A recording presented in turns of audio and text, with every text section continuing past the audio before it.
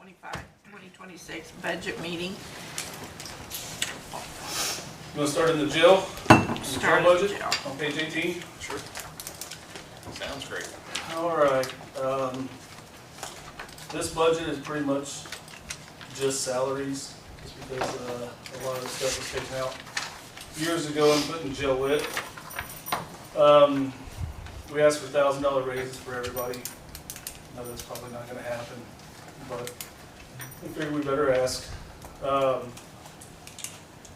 When you look at 2,200 institutionals, that came from the lid a couple years ago, the John Clark plan, to reference that. We moved $50,000. I believe that $50,000 could be decreased eventually if we could get the commissioners on board to move to a company like Centos. They work with the county highway, they work with the schools, Wayne County Sheriff's Department, Randolph County Sheriff's Department. They come in and you sort of buy in bulk. I've pressured and done all I can, but the commissioners are still not wanting to make that move. But I think that number, we could spend a lot less money. They told us they could save us upwards of $1,000 to $2,000 a month, they thought. So That's on the supplies. the supplies for the jail, yeah. And did they give you a percentage? They said they thought they could save you? Yeah, I forget what it was. This was a few months ago. The guy just reached out to me again last week, but I can't get the maintenance department on board and the commissioners on board. They're the ones that would have to sign that. So would they cover all the supplies? Just about. There's some stuff in the laundry that they don't cover, but everything else. Right now, we get a gallon of bleach, we pour that into a bucket, and what they have machines that you just push a button and it dilutes it and puts it in, and they claim they can save us a ton of money. Whether they can or not, I don't know, but that's, Why aren't the commissioners on board with this? I don't know, change. Chris said that they were looking to maybe get away from Centos. The uniforms, they're not a huge fan of that. I know they do uniforms down there, but school corporation, a lot of the area, bigger sheriff's departments, Yeah. they're going to this just because they come in, our maintenance wouldn't have to inventory everything because they keep an inventory of it. It gives them time to do more maintenance on this place. But it's just something that we've been discussing with the commissioners, and hopefully one day we can make a change. Would it take line items and put them together? I'm not So, sure. or no? I mean, no. We had a pretty good meeting with Centos in one of the commissioner meetings, and I thought it was going to happen, and then it fell through. But to me, you use a company like that for a reason. They say they can save you money, we at least try it. If they save us money, they do. If they don't, then we can go back to the old way that we were doing it. But one of these days we may make a change. So you're maybe saying put the uniforms in the... Not the uniforms, that's just the institutionals. Okay. The supplies, that $50,000. Again, that's been $50,000 since when Joey was sheriff. So that number's not increased a lot, but I think if we went to that different company, we might be able to save some money. Okay. Everything else has pretty much stayed the same. Let's see. I moved Spillman Maintenance. That's our software that we do everything, moved it for the jail and the road. I moved that from jail lit, part of the John Clark plan, $30,500. That was in lit, now I moved it to the jail budget. And I also moved other services, jail, 20,000. So that moves 50,500 out of jail lit. That was part of the plan that we had sort of agreed on years ago, and trying to keep to that. So I guess that's just to make, eventually we keep moving money out of jail lit. That just, once the jail lit's gonna go away, Scott was part of that, and the jail lit's gonna go away and we gotta be able to sustain it. So we've moved that out of there. And then that gives us the total budget, what you can see.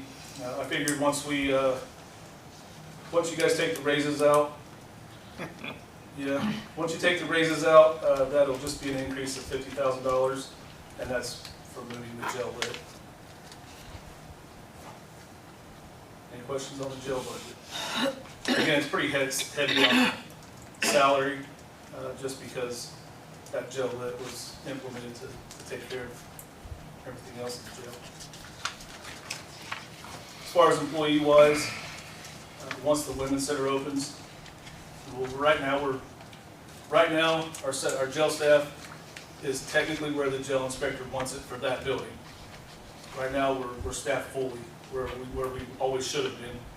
Once we open the women's center, whatever happens, our jail staff is going to be at the bare minimum again, but we're used to that, and that's the way that we know how things are. Money's tight, so. You're saying you won't have to add any new employees? No, with the jail lit, they gave us permission to hire 10 more. Okay. Community corrections is supposed to pay for 3 of those. I thought it was going to open earlier this year. So did we. Said we could go ahead and hire so we could get them trained and Yeah. we'd be ready to go. And now it's 7 months later and it ain't open yet. And we got the staff working right now. We're short maybe 1 or 2, I think. Short 1 male. Yeah, 1 male. So we're just going to hold off because I think we still got another probably 2 months before that building is ready to go, in my opinion. So you haven't hired for it? We've got the staff hired because they told us to go ahead and hire because it was going to open, and then it didn't open. So now we're fully staffed in the jail. Like I said, we've always said we needed 6 to 10 officers. And that's what we got now. And we're getting a lot of stuff done over Yeah, you there have as far as to. shakedowns, and people aren't working by themselves. But as soon as that place opens, we'll spread the females are all going to move over to the women's center, and jail staff's going to be. So will that be fully staffed? What's that? The women, are you open in full capacity or are you just opening? Yeah, as we it got comes? enough females to put them over there and open that place as soon as they give us the go ahead. When that happens, I don't know. I walked through it the other day and it looks like they're close. They're still doing some finishing stuff, finishing touches, but it looked like it was ready. Did you get the parking lot done? That's supposed to be happening this month, next month. They got quotes, I guess, the commissioners did. And the gates in the alleyway so people can't just walk back So and they forth. did get the gates up? That's something, I thought they did, but apparently they're still talking about it. So I'm going to a commissioner meeting and tell them that has to happen, and hopefully we can get that. I got 4 bids, 3 or 4 bids, and we know who is probably the lowest, and we got to get on it. Just so as soon as Thor is done and they say, here you go, give us the keys, we want to move people in there. We've got people that have been sentenced to work release, females, that have finished their sentence and they've been released because it never opened. So our plan is to move in there as soon as we can. But there's still a few things left to do. Are you gonna move without the gates? No, we gotta have the gates. I mean, we have a lot of movement back and forth, and shackling, like I said, once we do that, we're gonna be bare minimum staff, shackling people constantly for inmate workers and laundry, food. We've gotta have the gates, and we're gonna have people walking back and forth back there, and it's just, I mean, you're taking somebody back at 2 o'clock in the morning. We don't want just some random person walking by and doing something, so we gotta have the gates. Well, we've been talking about this for what, 9 Yeah, months? it's been a while, yeah. And you helped out a lot with it, and it's still, Yeah, we've had some recent incidents with the public back there, messing around, so it's not like they're not scared of being there. Well, you gotta have it. yeah, it's gotta be done. If you're gonna do it, you do it right. So, Absolutely, and safety, yeah. I mean, Yeah. it is. And some other things that's been brought up to me, which isn't the worst idea ever, I know the commissioners don't like it, but we're at 92 inmates right now. The jail inspector wants us at 89, that's 80% capacity. We're pretty close to it. Now that jail is old and falling apart. My goal is to get down to 50 or 60 inmates so we can move everybody in the women's center, but I don't know if that's ever gonna happen. but some thoughts of, well, maybe we just make that into a juvenile facility or something like that.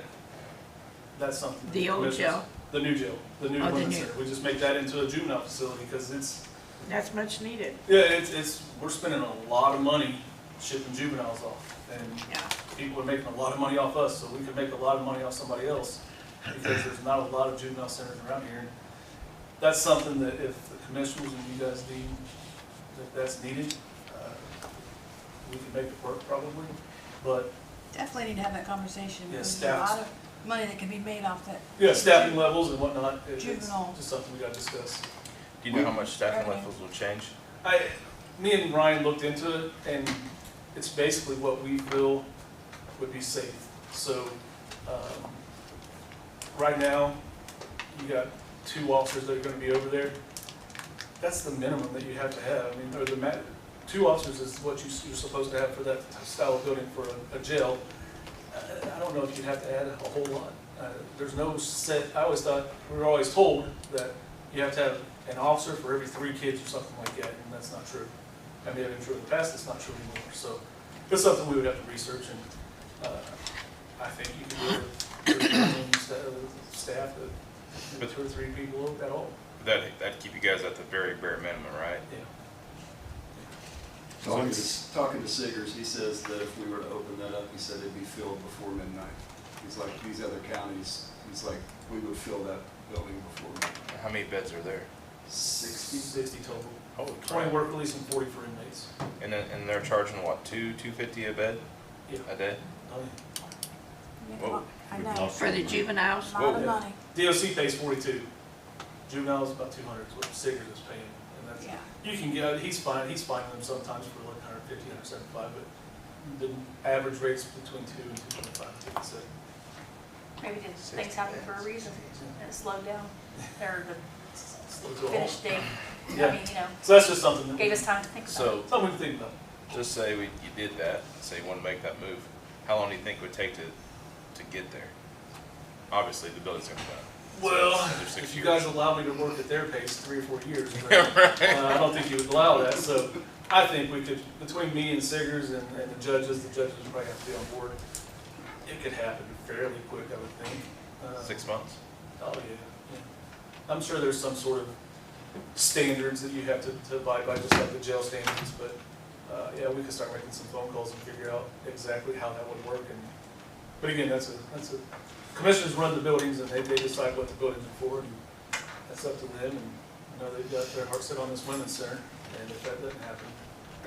The women's center is big enough that it can still house women's work release in part of that building, because we don't have very many sentenced to work release right now. There are multiple locked doors that would be between adult females and the juveniles. So, I mean, it's something to think about. If you just had 30 juveniles and you calculated $200 a day, just for 1 month, that's $180,000 in 1 month. Yeah, it's good money. Again, we make decent money off DOC if DOC would actually pay us. They sent out an email the other day, and I think we're owed around $120,000, $130,000 that they haven't paid us over the last 6, 7 months. So, but there's ways to make money. How many women would you need to house over there for the work release? I mean, we kicked it around just a little bit. Of course, like he said, don't think the commissioners are on board, or initially not on board, but I think that, you've got different setup over there. I don't know if you guys have been over there and walked through it, but you've got dorm style housing, and then you've got, 3 holding cells, and then you've got a couple other smaller areas. You have to just take a look at how many women do you have sentenced to work release right now, which area would better fit them, and which one would better fit, housing some other population, whether that be juveniles or. And that comes out of your population of 20 Yeah. right now? Yeah, right. Okay. When they built that, we had 40-some females, And it was just going since up. then it's But moved now down. And it's, but again, I mean, we'll be happy to put them over there, and then if we have to, if they want to keep that, we'll try to house DOC inmates, and hopefully they'll pay us. They haven't been, but eventually they do pay. It just takes a while. we'll make money that way, but At one time, when it was discussed, filling that, it was gonna free up space in your Yeah. jail. oh, it's Is there going. still plans to attack some of this major Oh, maintenance? yeah, as soon as we move them, that frees up 2 blocks, so we can move people around. And my plan is to move everybody to one side of the jail and attack I know you got the some one side serious issues. and fix a lot of the issues, but again, it's gonna cost some money. So, fixing the issues, the important issues, and then, once those are fixed, you move all the inmates to the other side, and then you fix the other side. And that'll free up a lot of space for us to do that. It's just, If we don't have a run on criminals. yeah. And you never know when that's gonna I've spike. walked through that several times. Of course, I don't really know what I'm looking at, but at least I've been in there several times. And we keep it going. I I don't know know. how sometimes, but Jarbo does a great job keeping it going. It's an old building. Well, I'm 24 hours a day, the 7 days a week. new facility, Oh, I've the been new- in there several times. Oh, yeah. And it's a nice place. really It is nice. It is nice. You can get it going. It ought to be, It ought to be. I was gonna say. for the time that it's taken, yeah. It's old now. Any more questions about the jail budget? Take up all your guys' time. I don't have any. You usually keep us up to date pretty good through the year. What do we want to move to next? The sheriff budget? Let's So see. next, Page 46. page 46, jail lit. Oh, wait a minute. Page 22 is the sheriff budget. 22, I'm sorry. Okay. It was on 18. On that budget, again, $1,000 pay raises we asked for. Some of the deputy, the salaries has actually went down just because we lost some guys that have been there for a while. And when we hire new people, that's a $4,000 decrease in pay. So that went down. Longevity has went down just because of the guys that were there for a while. They've left. Just to try to do our part. I know you guys have some tough decisions to make, but gas and oil, I looked at what we spent so far this year, and I thought we could go down from 70,000 to 62,000. I know it's not a lot, but every little bit helps. So that's a decrease of $8,000 on that one. Overtime, because of the cops grant that we got years ago, we're staffed halfway decent right now. So overtime hasn't really killed us. So we can decrease that, again, by looking at what we spent so far this year. I think we can decrease that by $10,000 and knock that down to $35,000. And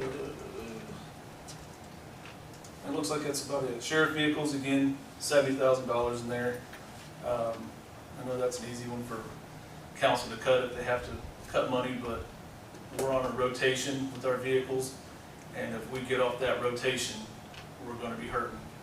We got off of it under Sheriff Jackson, I remember, and we had to get used vehicles for several years, and everybody was driving around in a vehicle that had 130, 140,000 miles on it, and then slowly caught up, and we're doing okay right now, but if we get off that rotation, we're going to be in some bad shape in just 1 year.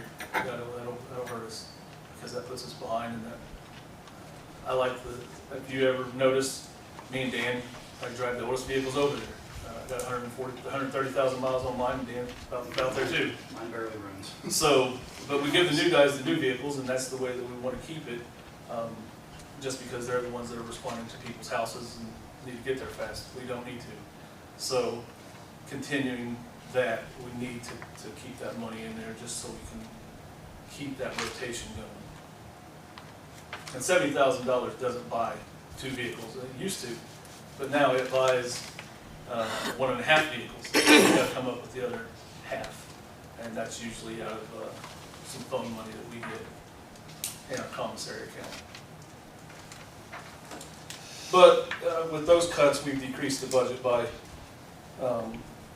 from last year, or actually from this year, we've decreased it by a little over $30,000 just from the cuts that the longevity, the gas and oil, and then the overtime.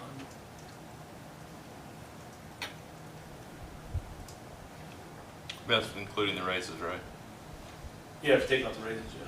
But if you leave the raises, If you leave the raises, then that's, 17, right? that adds another $13,000.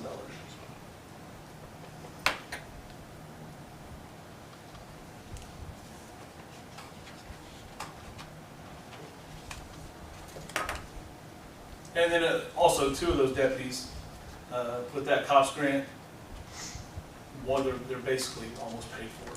The one, Aaron McQueen, is at the school. The school basically pays for him. The grant pays for the majority of the salary, and the school pays for the rest of it.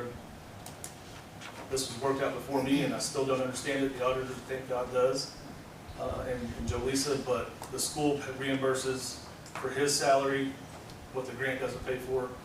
And then we got Robbie Fee as the other grant participant, and we only pay a small portion of his salary. It's between $10,000 and $15,000, I think.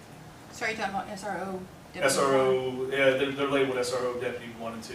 Okay. That's the cops grant. Is that grant still able to be obtained this year? I know a lot of grants are going away. It was a 5-year grant, so we got it under Sheriff Laughlin. It expires in 2027, I believe. So up until 2027, we have to keep the staffing level where it's at. Otherwise, we lose the grant. You have to If pay we- it back too, right? We have to pay. You know, we have to pay for that too. So we have to keep that, and then after 2027, then we have some discussions to have on, do we need these guys, do we not? And we'll have that discussion then, but right now, we're getting 2 deputies for about $15,000, and it's, the overtime, Aaron comes back in the summer because he's with us, and he covers road shifts, and he helps out in the office, and it just helps with overtime. Then we got somebody at the high school full-time also, so that. Might add that you're not just getting 2 deputies, you're getting over 50 years of experience in Right. those 2 deputies. Well, You're probably not here. getting rookies.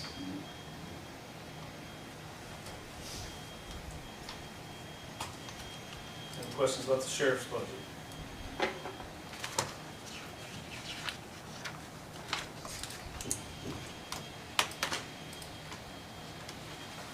Get to the jail lit. Yeah, page Okay. 46, What's that? page 46. 46. This one is, jail lit.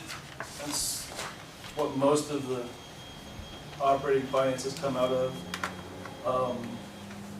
Officers, I was told when this happened, that we only budget for 7 because community corrections pays for 3. It hasn't opened yet, so community corrections, I assume, is not going to pay anything this year because they don't have any female work release. So I'm going to continue to ask for 7 officers, $308,000. But if you take away the raises, you're looking at $301,000. And then something that we had to move around because the auditor said we had to pay for these officers overtime out of this budget. We didn't have this before, this 10360 overtime, but we had to add that at the auditor's request to pay for overtime for these 7 officers. For some reason, it's financial stuff that they did deal with, but there's $10,000 there that we had to ask for. Under office supplies, 20102, medical office supplies is again something new, $1,000. This is for anything that our medical team needs, any equipment basically, because things are broke down in supplies and services, I guess. We had to ask for $1,000 there. Everything else has basically stayed the same. Under supplies, then you go to other services and charges. Medical, of course, is always going to continue to increase. It went up, I think, 4%, 3 or 4%. So that increased by $8,400. We contract with Quality Correctional. They take care of a lot of stuff. They do save us. I mean, yeah, we're spending a lot of money, but they do save us a lot of money by scrubbing these bills. They gave me a spreadsheet that I think brought to you guys once where they claim, again, we don't really know how to scrub bills. They do. So if we did it ourselves, we're going to miss some. They've saved a ton of money by getting with the hospitals and saying, no, we're not going to pay this full bill. We're going to pay Medicaid plus 4%. And it does save a ton of money because they have to give us that. And then if an inmate's in the hospital for over 24 hours, they qualify for HIP, and quality makes sure that they do that. Sometimes the hospital won't do it, so quality gets a hold of them and says, hey, they should have qualified for HIP. We need to sign them up, and then that saves us a ton of money. The intoxilizer contract, we budgeted for $1,000. Going back over the bill, I think we only pay $650 for that, so there's no reason to budget $1,000. $650 is what we should bring that to. Something we missed when we done the budget, but I noticed that. Again, not a lot of money, but every little bit helps. So Sorry, Zach, going back to that, the 202, do you have any idea for paying them 202 what they save us? Would there be a number? there's I would have to go back to what before we did this, which was years ago. But we had our own nursing staff, and we had a doctor that we contracted to read our Fayette Memorial at that time. And I'm not even sure what it was. No, I know I have talked to other companies. There's a Southern Health Partners. I got a quote from them. It was a lot more than QCC. And they're really the only two in this area that offer. There's one more that they've never reached out to us. But QCC really, we get 40 hours of nursing. We get a doctor that shows up once a week. Dental, we get pretty good service for it. What's that? And then help with the bills. And they help with the bills. That's the big thing. And they have their own SOPs. That way we don't have to keep it. And if somebody sues us for medical, they're suing QCC also, and their attorneys sort of take care of it and that leaves us out of it. Yeah, because if you're talking about 1 or 2 ER visits and more or less inpatient visits a month, Yeah. that can Yeah, we have easily add up to If that. you talk charge, I think. we have a lot of them. If you talk to jails in the surrounding area, the reason they're able to beat everybody's prices is because they kind of have the market corner.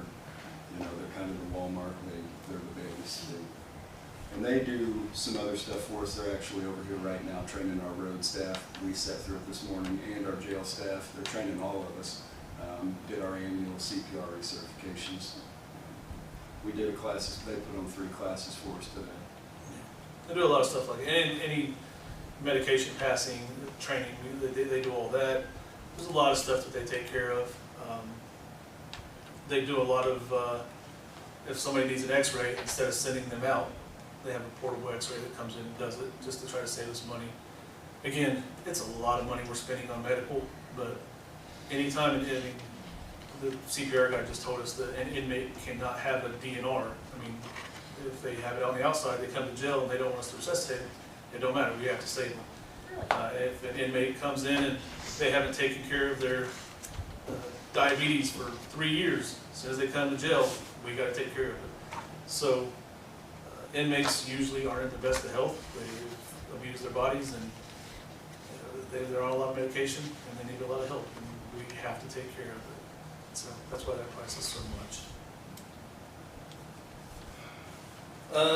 On down, meals for prisoners, we've decreased that. It was last year was 300,000. We've decreased that to 267 just because of the inmate population. I was guessing that I think around 110 inmates. Usually we guess around 130. So we're feeding them for just a little over $2 a meal. Can't really get that anywhere else. No, they're not eating great, but they're eating good enough to keep us from getting sued. They're getting the calories that they need, and the food is. We're trying to help you out on that, Zach, because we're doing a lot of preaching on fasting right now, too. We appreciate it. They probably appreciate it. Everybody doing it. But again, it's just an evil, something we have to have. So that decreased by 33,000. And then safekeeping, we've always had $3,000 in there, and I never really understood why. Because if you've ever been a sheriff and tried to get somebody into safekeeping, it's virtually impossible. had a guy that was smearing himself in feces and trying to kill everybody in the jail, and they said, no, we can't keep him because he's not crazy enough. So, there's no reason to have I mean, I think we have to have money in it, just like training, we knocked that down to 100, we have to have money in there. So instead of 3,000, I just figured, let's just put 100 in there, and if we ever need it, we'll figure it out. But there's no sense in spending or budgeting that money if we're not gonna use it. And then the only other increase, technology upgrades, 8,900. It used to be 2,500. That pays for our fingerprint machine. So they'll service it. Everything has a service contract, and that's something that we really need is our fingerprint machine, because if it goes down, the state comes a calling. The increase of $6,400. We used to get a tech grant. We still get it, but we're going to lose it next year from the phone company, and we would pay for that. This is for our body cams. We would pay for the body cams out of that fund. That's going away. The commissioners are going to lose that money, and we're going to lose that money. So we're going to have to budget, because the body cams, this is just for storage. The city has to pay for it also, but the body cams are something that everybody has to have. It saves us from a ton of lawsuits, I believe, and it really helps out the court system. So we're going to have to add that $6,400 in somewhere, and that's probably the best place to add it. And with that, the jail lit, we decreased it. I mean, we took out that 50,500, but then decreasing the food and everything. It's a total decrease of 57,635, and I think that would make John Clark happy. That's what I'm here for. Wherever he's at. Any other questions? So what was your savings? 57,630. Well, if you take the raises out, $57,635 is the savings in the jail lit.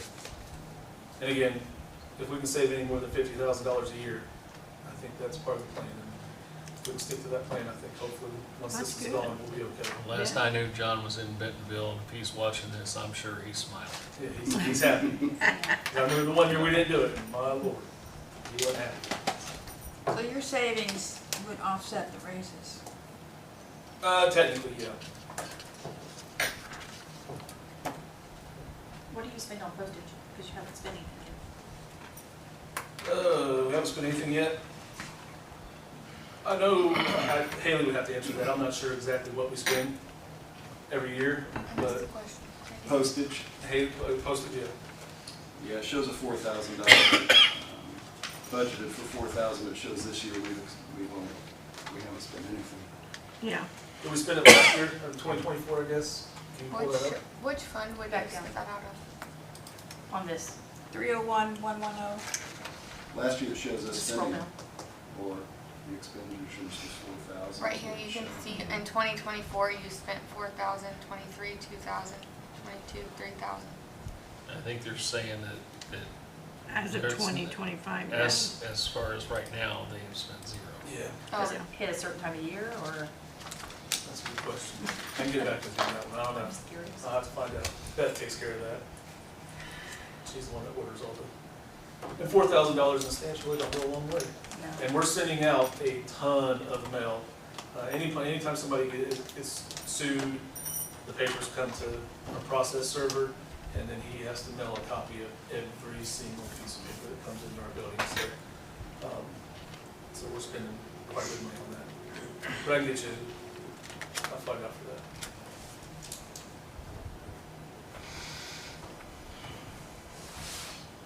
Anything else? I'll look into me and Ryan back here will look into the juvenile stuff and see if it's worth it, see if it's cost saving, see if we can make some money. You did good. All right. Thank Well, you. again, I know you guys talked about hiring freezes and whatnot. I really hope that, again, I don't want to sound, I don't know, like we're special, but the hiring freeze for the sheriff's department is kind of tough because once the women's center opens, we got 3 men, 2 women, and that's the bare minimum that we will have. And it's a tough job, and you don't want these people to have to work tons of overtime because that's what happens. And you've seen what happened at 911. You get people that quit. We're trying to build a culture that it's, yeah, we've got a bit of a black eye right now for some reasons, but we took care of the problem's gone, and we're trying to build that culture that it's a place to work.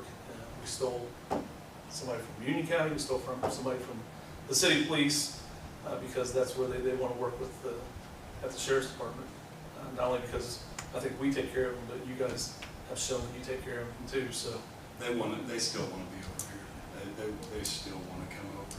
And we got a spot now that we're getting ready to try to hire for, and hopefully we can find somebody that wants to do the lateral transfer, and if not, we'll choose somebody. But if we can get a good candidate where we don't have to pay for the academy, it's hard to pass up. But Yeah. it's got to be a good fit, and I mean, we got some good jail officers that are ready to be police officers too, so. Well, the whole misconception of that hiring freeze was till after the budget, but it was misconstrued quite a bit. Yeah. So that was a whole rigmarole, and obviously no one was on board, so that was only until after, but that didn't work, so. And then, I don't take Ryan's time, but he don't care, he likes to talk. Also, I'll be here for the next council meeting, but the training that you guys discussed, you don't want a police force that's not trained. I mean, I got guys right now at SWAT training, it's not a mandatory training, but we're part of the SWAT team, and you want those guys to know what they're doing.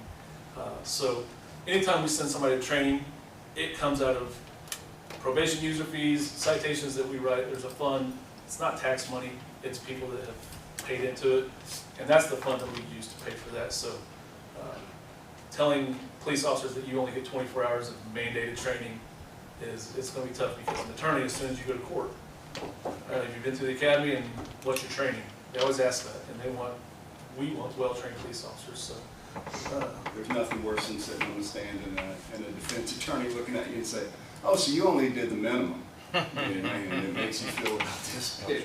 yeah, so. In your budget, and that does cover it?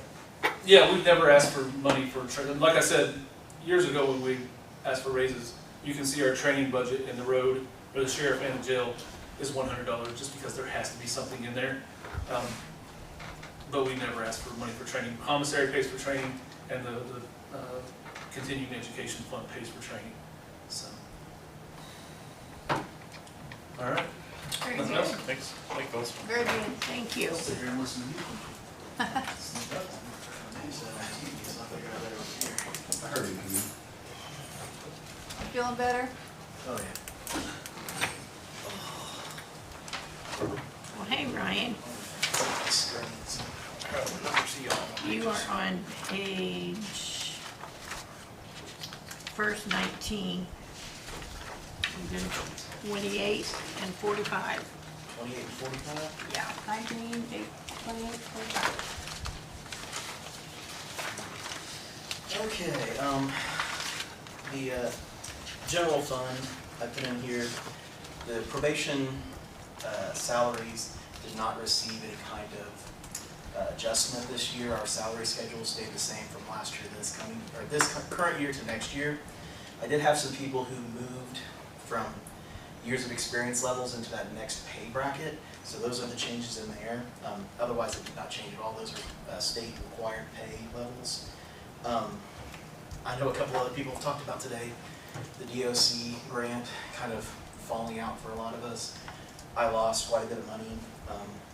It was actually the exact amount that one of our administrative assistants is paid. We had a community corrections liaison position. They basically took away her salary out of that.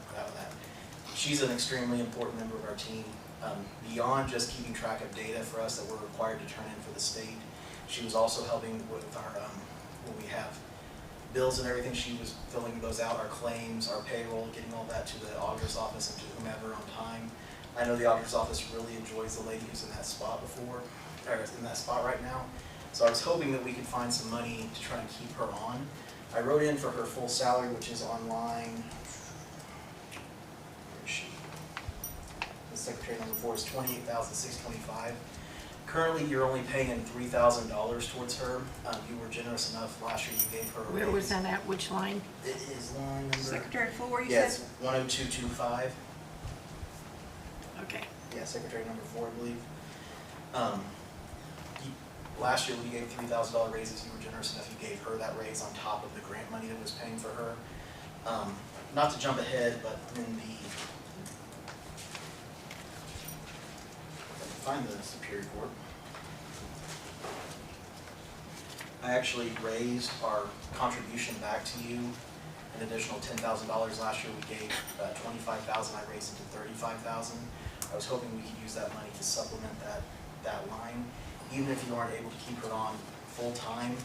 If I remove some of the requirements that DOC was having her perform, we believe that she could be utilized in a 3-day-a-week kind of position, part-time, come in for a lot of the filings, a lot of the hard legwork, paperwork that our administrative assistants cover. So I would hope that that money could be used towards her, plus the $3,000 you're already contributing. That would get her somewhere between 18 and 20 hours a week. Which fund were you offsetting with 35,000 It is, it's a, can you tell me what page my Superior Court is out of? Superior Court, You are 28. 28. It is 20. reimbursement to county general. It's on line 30901, about halfway down. I requested 35,000, but that's money I'm taking out of users' fees and giving back to you, not requesting from you. That's why those numbers went up. It's me trying to, I don't have a lot that I can cut, because everything out of my Superior Circuit and Juvenile is funds that we collect out of users' fees, and we just use to pay for ourselves, so you don't have to pay for it. But, So you're giving us back more than Yes. it's gonna cost her? yeah, more or less. We're hoping, I know there's a minimum rate that the county does for part-time work. Is it $14.40 an hour, something like that? Yeah. We're trying to calculate how many days a week she thinks she can, if she had to be cut back to part-time, which then you're gonna save on her perf and her insurance and everything else. She thinks about 3 days a week for me to do our claims, our payroll. She helps keep up with the front. When somebody's out, she can come in and cover we have 2 front desks right now because of the layout of our building. There's a juvenile front desk and an adult front desk. Those are both manned while we're open. Plus we have an adult administrative assistant who does all of our adult criminal filings. So that's her full-time job. She's actually been trained. I've cross-trained all 4 of our administrative assistants on all 4 jobs, so that if anyone's gone, sick, vacation, whatever, I can have somebody step into those roles and make sure nothing, gets left behind and is piled up for them when they come back. 28 hours is part-time, right, Taylor?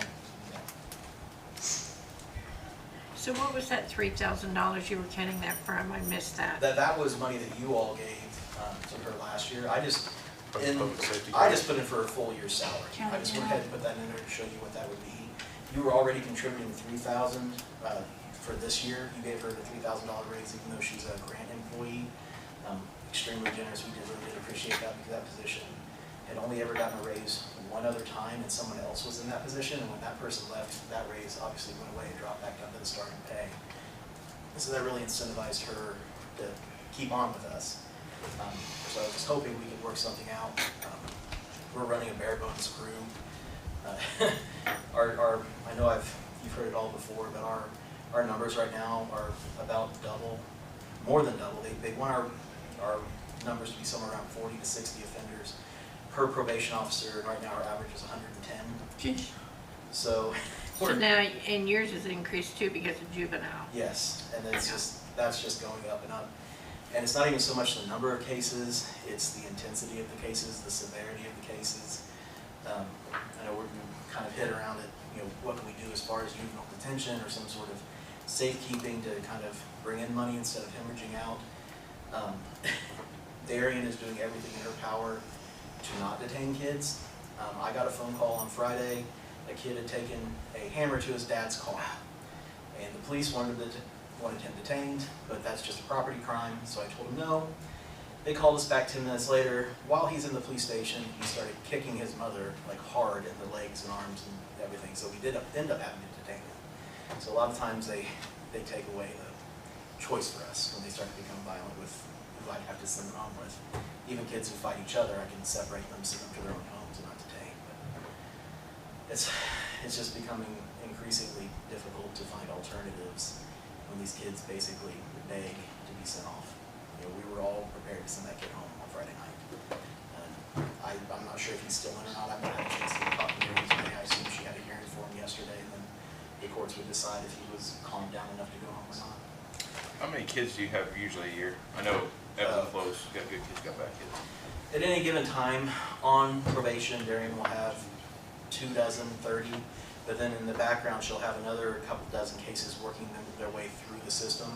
With juvenile probation, she's required to be involved from the arrest onward. Unlike adult probation, we don't get them until they're convicted and sentenced, and then they come to us. Juvenile probation, for the second they're arrested, she gets the report, she does initial interviews, she assesses the case, and she determines whether they go in front of the court, or if we do some sort of informal adjustment in-house instead of sending them in front of the court, or if we recommend them to another agency, like it's just mental health issues.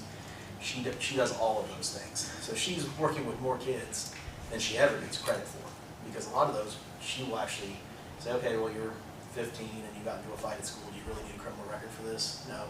And you kind of do what we call lecture and release. We have a talk about it. We give the kid resources talking about what they could have done instead of got into a fight, and we send them on their way. We never prosecute it beyond that initial arrest. So it shows up as an arrest, but they were never, brought in front of the judge and put on probation and supervised and things like that. A lot of kids get that. It's kind of that first get out of jail free card. If you made a mistake, we hope we don't see you again. So she's doing a lot more than paper will ever show, because we have no way to document those in our SRS system, because no case is ever created. There's no cause number to enter any information. So how many do you detain a year? Currently, I believe the last one I said we detained 11 or 13 kids this year so far. One of those was the same kid we detained 4 times.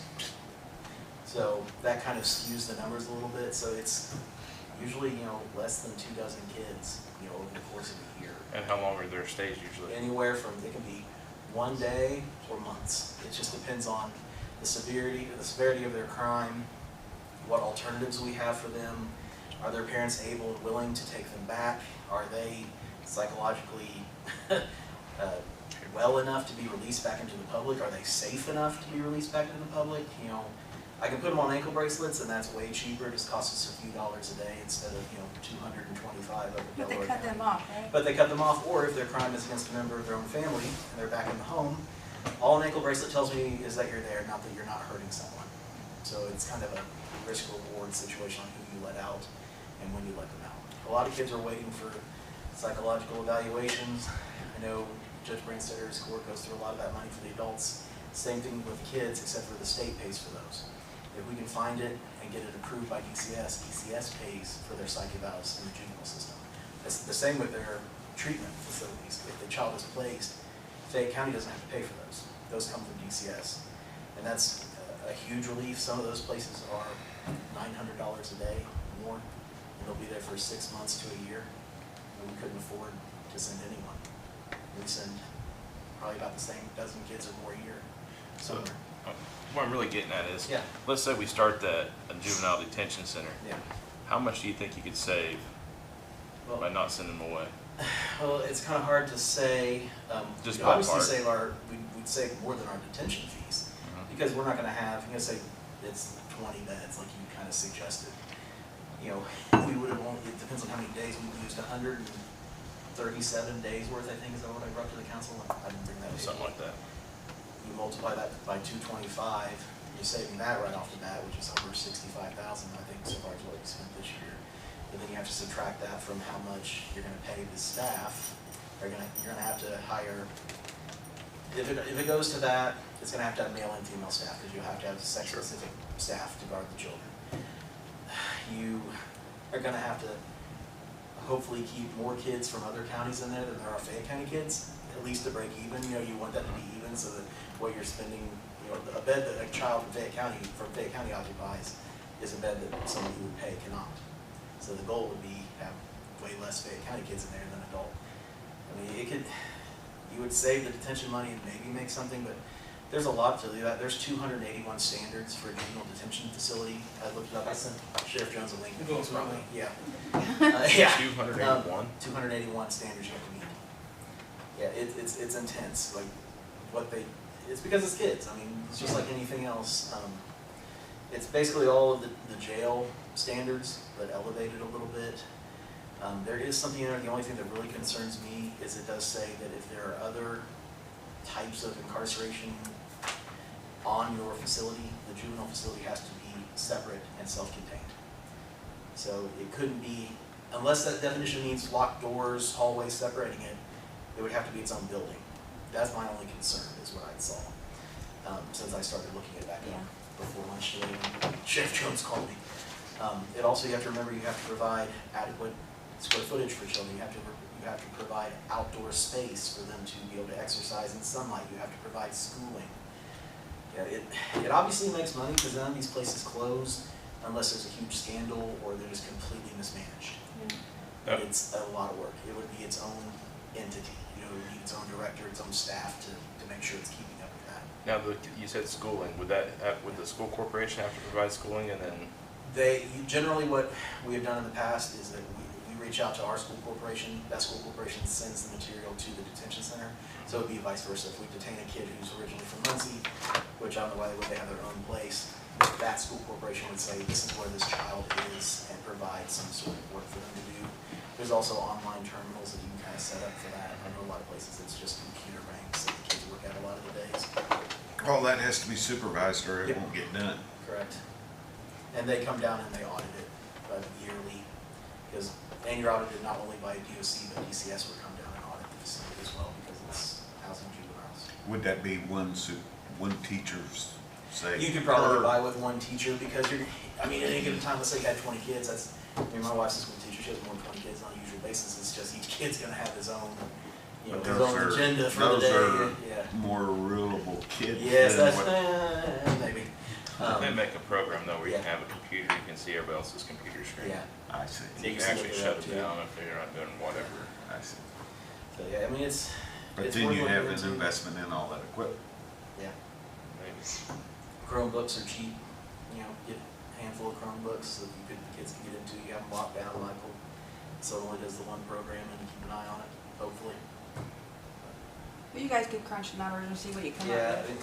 there's some people at DOC and DCS I could reach out to too, to be like, hey, it has 281 standards, but if you wanted to start something, where would you have to be to get going? Like, do you have to meet 140 of those? Do you have to meet 20 of those? Where do you have to be to start on day 75%. 75%? Okay, well, whatever that is. Yep. Yeah, it's all online. It's all legal jargon, and the first 5 pages of it is just definitions. Like, what is a director? I was looking through it, but the staffing thing was the part that, like Sheriff Jones had said, has always tripped us up, because we were always told, you have to have a certain number of guards per certain number of children. Well, that's true if it's a caregiving facility, like Warnley used to be, or where you're trying to do treatment for kids, or if it's like a DCS facility, like emergency shelter care. But all I can find is it says you have to have at least 2. I think 2 people would be overran. I think that they would take the building over if there's only 2 guards in there. But at least it's nice to know you don't have to have 15 guards for 35 kids or something insane. Yeah, so definitely a lot of work to do on that front, but just something to put out there. Not completely lost where we actually were with this. Yeah, sorry, I got such No, I okay. think you covered it pretty well. Yeah. So the salaries are all, I didn't ask for any additionals, for any additional raises. I know that's gonna be what it is. I just didn't, put anything in there, so you guys, that number's gonna be what it's gonna be, if it's gonna be. So I know you've always done right by us and done everything you could, so I leave that in your hands. I did leave the contracted detention costs at $60,000. Originally, I was gonna ask for $100,000, but when we all started talking about trying to knock some numbers down to make sure that we're gonna fly, we're doing everything we can to keep kids out. We've obviously already spent the $60,000 you gave us this year, and I had to come for an additional Tuesday. We're hoping for a good year. Hoping and praying is about all we can do with that. It's much like the inmates. Right now, Sheriff Jones's numbers are way down, but tonight they can bust the party of 20 people, and the numbers will be right back up, and just never know. So we're hoping that we can finally get maybe a calm year. We've had some of our more notorious juveniles have turned 18, and that has helped a little bit. They kind of out of our hair on that system, they move on to the other system. Adult Superior, if you want to move on from there, Yes. unless anyone has any questions over the County General Fund. I also left the care juveniles, that's our ankle bracelet contract that we pay. We partner with Community Corrections, they actually do that for us now, and it's actually cheaper than having an outside company do it. Which one was that? That is line 30061, care of juveniles. We usually end up expending more than that $2,000, and we'll actually borrow it from ourselves out of contracted detention costs if we can, to try and keep, so I don't have to come back and ask you for any money out of that. It basically reimburses community corrections their cost. They don't charge us anything to use their services, which is awesome, because not only are they putting the bracelet on the kids for us, they're also watching the kid for us, and they call us if there's a problem. So that's saving us a ton of money. It's more than half of, it's less than half of what it'd be if we contracted out. So Steve Bills was very generous to help us with that.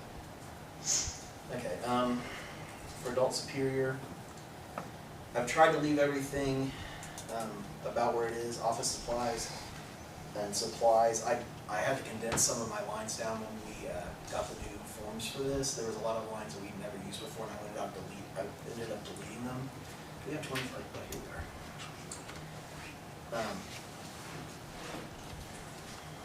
Like operating supplies, I'm not sure, we just combined that into, instead of having operating supplies, which was 20225, this year we moved that up into just supplies to try and simplify things. Numbers overall have not changed a whole lot.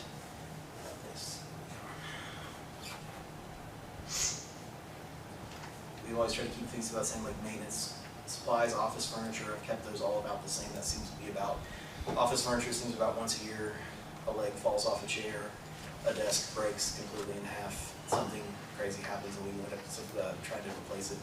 All these funds, it's important to keep in mind, is users' fees. It's not coming out of county general in any way. This is the money we generate through monthly probation fees that we get from people while they're on probation. We try to expend that as much as possible so I don't have to ask any money from you all. We're also doing our best to collect the maximum amount we can get out of people, but it's kind of sometimes like getting blood out of a stone. Someone who has severe mental health issues and been on drugs their entire life and has never worked a day probably doesn't have $20 a month to give to us. We still have to supervise them regardless. And the only way to violate them if they don't pay is I have to be able to prove in court that they had the ability to pay and chose not to. So it's kind of a moot point to violate them over just fees. We always put it on there if they have other reasons to violate, so the court is aware. We also check into a lot of things. We do home visits a lot. We start looking around for things that cost high dollars and be like, hey, you bought a new flat screen TV, but you've not paid any probation fees. I suggest you come down and pay probation fees, or we're going to report that. And that sometimes motivates people. On average, we're bringing in about $90,000 a year in probation fees, more or less. Sounds like a lot compared to the community corrections that brings in 5 times that much, twice a year. It's not as much, but we're doing what we can to keep us in the black, so I don't have to come to you all to ask for printer paper or ammunition or anything like that. So we try to run that pretty close, and it's nice because if we do go over a little bit, it just fall back into our accounts and we can use it for the next year. So I've kept most of these numbers the same, except for the reimbursement to county general. I did up that by $10,000. I'm trying to do a better job of understanding the system that the auditor's office uses to know exactly how much is actually in there versus what I have budgeted, so I can try to continue to increase that number, honestly. It's just something that I want to be able to do to help, because you've always helped us, but then also keep us in the black on the side that we need to, so I can keep our supplies and things we need on daily operational budgets flush. I don't think I really raised. I did drop a few things down. Our service contracts, that was $1,500. After looking at the bills, I kind of ran it out for a month, and it's closer to $1,200, so we put in 12. But I did raise our field equipment. The cost of our ammunition and supplies are going up. We're also, we are going to be hiring before the end of the year. Actually, probably by the end of this week, I am going to put out Officer Charles Whalen will be retiring after the first week in October. So we're wishing him all the best, so I need to get somebody in there. That will actually probably end up saving you all quite a bit in salary, because what he makes with 9 years of experience versus what a new person will make is fairly substantial. About, he's at 58,000 and change, and a new hire's 42 and change. So around 16,000. 16,000-ish, hopefully. Assuming the court doesn't hire someone who has any experience, kind of a lateral move that has happened in the past, with other places, not necessarily here, but we have to pay them for the experience a probation officer has anywhere they've been a probation officer, is the way the statute reads. So I don't know if we'll have anyone like that actually apply and make it through that process, but that was just a warning. I did leave his salary at his full salary for next year in case he decided not to retire. When I filled all this out, he was wishy-washy about his date and how long he was going to stay, and maybe I'll stay another year. But I do have in writing from him, his last day will be October the 3rd, whatever that Friday is, first week of October. So just in a couple months. Yeah, that's why we're Okay. going to try and start advertising probably the end of this week, and then, collect resumes, hire, and take them to the judges, and if the judges want to re-interview them, they will, and they'll make a final decision. And hopefully get that person in there, they can start as soon as Officer Whalen retires. Let's see. Actually, were any other changes? Postage, I've already said the word postage on line day at least a dozen times, I feel like. We're in the same boat. We send a lot of letters, missed appointments. We try to do, our SRS system will actually send text messages to people who have phones that will receive a text to remind them of appointments and things of that nature. But if they've skipped out on us or never shown in the first place, we mail a lot of those letters, like get here or else sort of letters. We also have been spending some of that money a little proactively. We're mailing out fee letters to remind everyone how much they owe a couple times a year and say, hey, next time we report it, bring something. And my front window staff feels that has helped, and they're doing that themselves. They're just doing their downtime between the 300 phone calls we take a day and 3 dozen appointments we have. They're actually making those up in batches and sending them out just periodically. And it's generated some money. I know one person brought in over $600 last week because they got the letter and I don't want to go to jail. So they were able to do that. So we're hoping that we're just blowing through stamps, and That's good. and the price of them just keep going up and up and up.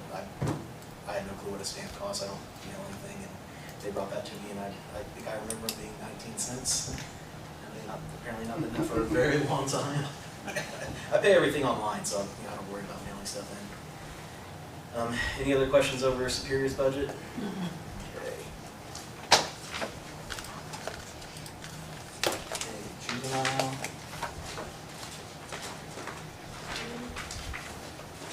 Okay. 45.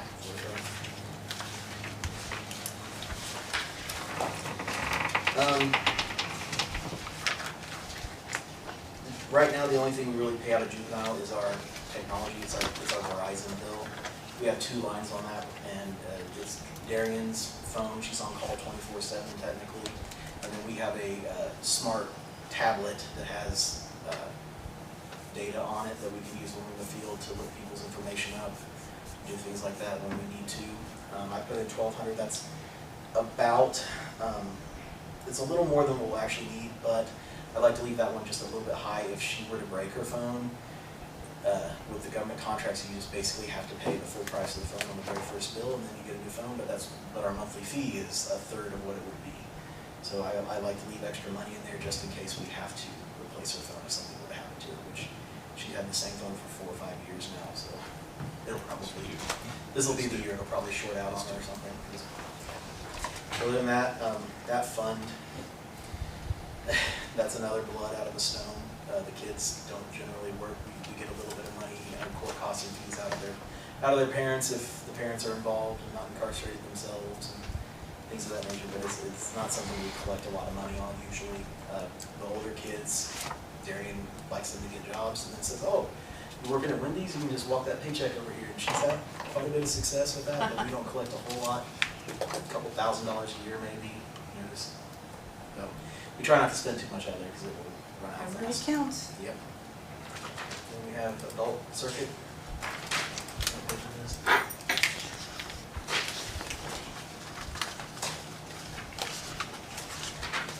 There isn't going to be paper. Yes, and that account Nice. is extremely low, so I decided to not pull anything out of it this year. There probably are a few things in training and seminars that I pulled out of Superior.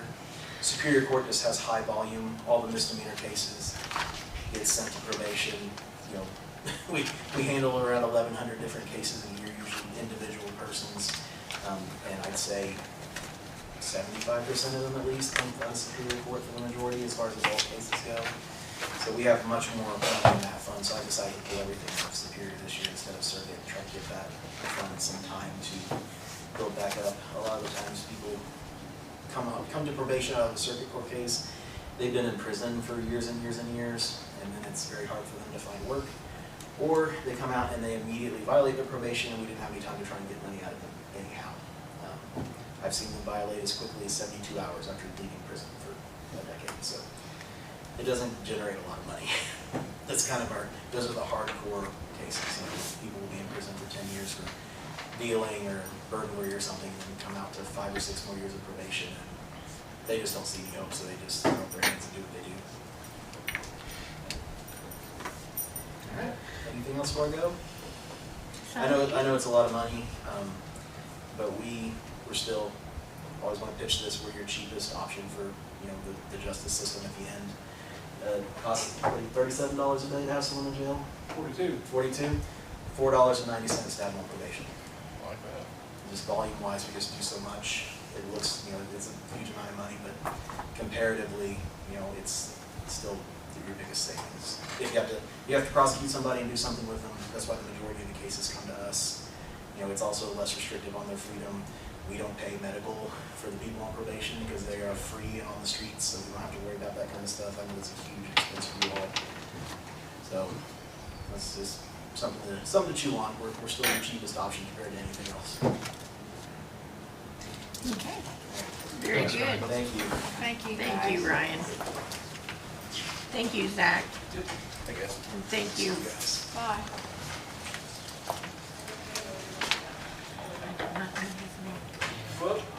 Have a good day. There he is.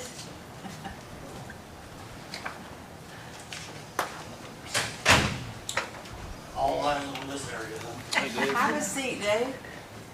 Dave, you're on page 2 in the budget.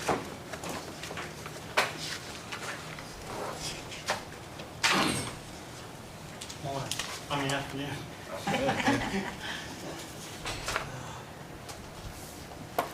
Okay, just tell us, has anything changed or? Only thing that I related about the changing was the insurance for the truck and property and all that. It went up for $8,500 for the year. Cause last year I did $6,400. I still haven't come up with $700 out of my budget this year to cover it. And I called the insurance company, talked to them, and that's what they said to come up with. They say why it went up so much? Everything goes up. I didn't ask them why, I just know that I wanted to make sure I covered my budget on that part. But So everything what else was the pretty well stays difference? the same. Huh? What was the difference? This year I got to pay, it was $6,400 that I had budget, but I had to come up with $700 more this year to cover it out of my budget. So I had that, so I cleared it. Then when they were starting in budgets, I called them, and she said it's gonna be like $4 something each half. So, and I said, so around $8,500 would cover it. And she said, yes, it would. But that's the only thing that really came up on my budget that went up.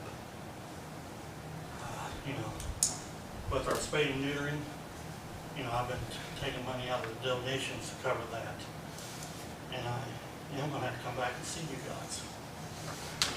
Because we already used about $30,000 already out of that budget, out of the donation for spade and neutering, a little bit medical.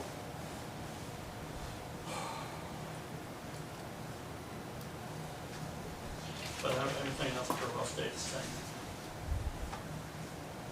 Okay. Any questions for Does the Dave? county use the same, does every department use the same insurance company?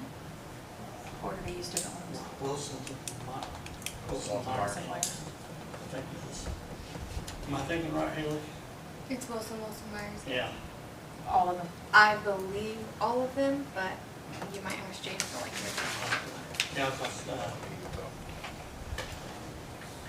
Terry says that was my part for the year too. You know, so at least I didn't have to come back and ask you for that pension. I'm not come back. Yeah. But, we are, well, like I said, I'm gonna have to come back here for extra money on the donations. We already did over 300 names. And we got almost all of them deposited, so we're doing good. Really? That's awesome. Haley, what all can come out of the, animal shelter donation account 4102? I'm not sure. You'll have to probably ask about that maybe before the next meeting. I'm not sure. Do you know, Dave, off the top of your head? Well, we got money in there for the building fund. That's donated on the community side whenever they split up. And that's almost 20,000 for that. And that's what it is. The other new building was going to get started here shortly. Yes. You got quite a bit in there, you know. Yeah, I know. That's why I'm coming back and gonna ask for another 15 for finish out the year. Then I'm ordering shots out of it too. Okay. So, you know, I'm trying to work it out so the county don't have to come up with so much money either. Yeah. You know, even though the city pays, supposed to pay half of our bill, you know, half of our account. I don't know if they do, but supposed to. But I'm trying to make sure that, you know, I use that donation fund, you know, to help out. Because people does donate in there to help on spay and neuter and some of the medical. But I think we're doing pretty decent on stuff. Because whenever I adopt animals out, the money goes right back into the donations. So the money just keeps rotating. Oh, your place looks nice. The grass is kind of high, we're still working on all this. I bet your heat rain. buildings look good. Yeah, I'll try to make everything look decent. Do you utilize, like public vet and Yes, those I use Pleasant Vet, I use Pet Clinic up there in Newcastle. I use Keith Baber on some, I use Jackman on some. I have used Buck Creek, and Buck Creek lost a vet. I quit there for a while. Usually I use Keith Baber for like 4 spays or neuters a month. Jackman usually about 3 to 6 a month. And most of my stuff goes up to Newcastle, because I can do 6 animals at a time up there. prices consistent? Prices is a lot better up there. Yeah. You know, down here, up there at Newcastle, they got the shelter and that veterinarian area together, so they can offer better prices. Now, your other vets around here and up there, you know, they're independent, and they got a lot of overhead, big overhead, you know, so, you know, the cost is a difference. Your dog and cat food has went up $6,000. Our Is that because of all your cats? We get, most of our people, if we ask for donations on Facebook, they donate food. And I have one person that does this for their birthdays. They raise money up and they go out, they buy about over a ton of food. And whatever they have left, they buy treats, they buy bleach, you know, stuff like that that we use all the time. And they do it, they've been doing it for the last 3 years. So is that kind of an oversight then? That there was a $6,000, because you had 1,000 that was adopted in the budget for 2025 and it's 7,000 for 2026. Oh, it might have been an oversight. Because that was a $6,000. You said dog food and cat food? Yeah. So in line Oh, yes, there it is. 20260. Yes, that might have been an oversight there. Okay. I was just curious because Yeah, it I'm was sorry such about an that, increase. guys. No, it was just such a big increase. I think I just- was gonna raise it up around, we only got 1,000 on it right now. You know, Right. and Walmart quit quit us. Cause I couldn't get the one number up. And I finally found it. The time I got it, they done left us. So I probably, instead of 7, I probably think about 2, and I can mark 7 down. Okay, so just decrease that to, Yeah, the 2. to 2. Yes, sorry about that, guys. I didn't mean to wait. Does Tractor Supply do anything like that? Tractor Supply, they give us already. the food that expired, but it's still good. They give us, they just give us 5 bags today. Do they do broken bags too? They do on open bags. So even we even got the dollar store doing some of this. But in between all them and our community has helped us out quite a bit. Which I had food still up from where we collected from Walmart, you know. But I still got some left out of that, but we're still doing decent, so I'm Gotta happy. shuffle it, gotta shuffle it and Yeah, make sure. but on the kitten stuff, it's mainly from the donation of people donated to us. You know. Does Kroger do it too? Does Kroger do it? Every now and then, if they got abundance, they call me up and ask me if we'll take it. I said, heck yeah. You know, I'll be done on my part if I don't. Now, what exactly happened with Walmart? I couldn't get they was asking for the nonprofit number, and I had all other numbers except the nonprofit number. And I couldn't find it. I thought I had it somewhere. But now I do have it. It was put up where I know where it's at. Are you gonna try to revisit that, or? I wanna see if I can do it here in the next month or so. Cause that did help us out. Yeah. Well, it's our biggest store in town, probably, so. Yeah, well, Greensburg Fields, I got my nephew's other half works there. And he waits till he gets a big bundle. He almost had a whole trailer that was full and heaped over. He called me up and said, I got stuff for you. Heck yeah, I went over there and picked it up. You know, hey, I still got quite a bit of that in storage. But, you know, I try to use up my oldest first. Right. So we got other places that helps out a lot. So, you know, we'll try to save the county as much as we can.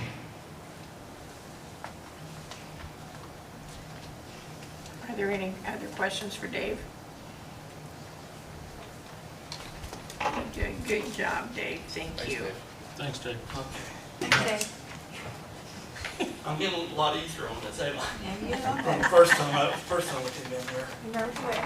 You do good. You did fine. Thank you, Steve. It's just as confusing for us. Huh? It's just as confusing over on this side. Oh, hey. Well, I just got memoranda in Ellisville. And when I stepped in, I was not director, I was just there, I was just, well, you know, everything new. See you later. Thanks, Dave. Good, Dave, thanks. Okay. Does that sound? Hi, Donna. Come on up. How are you? How are you? Good. Pass that down. And I'll take these.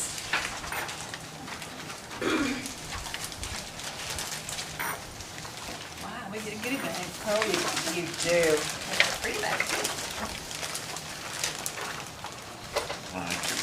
Thank you. Yeah. Didn't know I was gonna have Obstacle course. to gymnastics. Thank you very much. Thank you.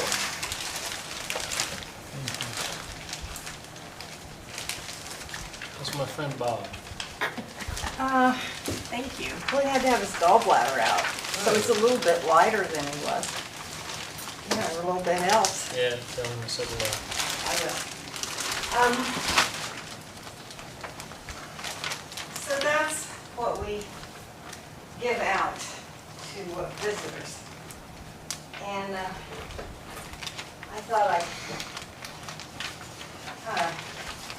tell you that we're in the process of actually having bags printed that will say, welcome to Fayette County, and be a little colorful.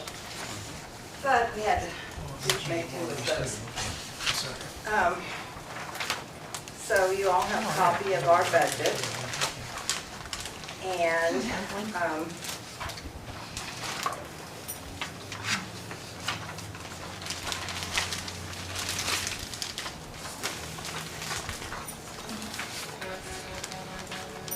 over the weekend, we had over 70 people from all over the state that came from Indiana landmarks on their automobile tour, and we gave those out to all of them. So hopefully that'll bring some people in. What do they typically ask you when they come here? Well, I'm a county historian also, so I have a lot of questions about the cemeteries. People come looking for their ancestors' graves, or they'll want to know what information we can find on their, like their wills and their, so we send to the courthouse for that, some of it, although some of it, if our grant goes through, the RIPS building will become Historic Connersville's Center for Genealogy and History. So that'll help out too. We don't have a lot of questions about recreation.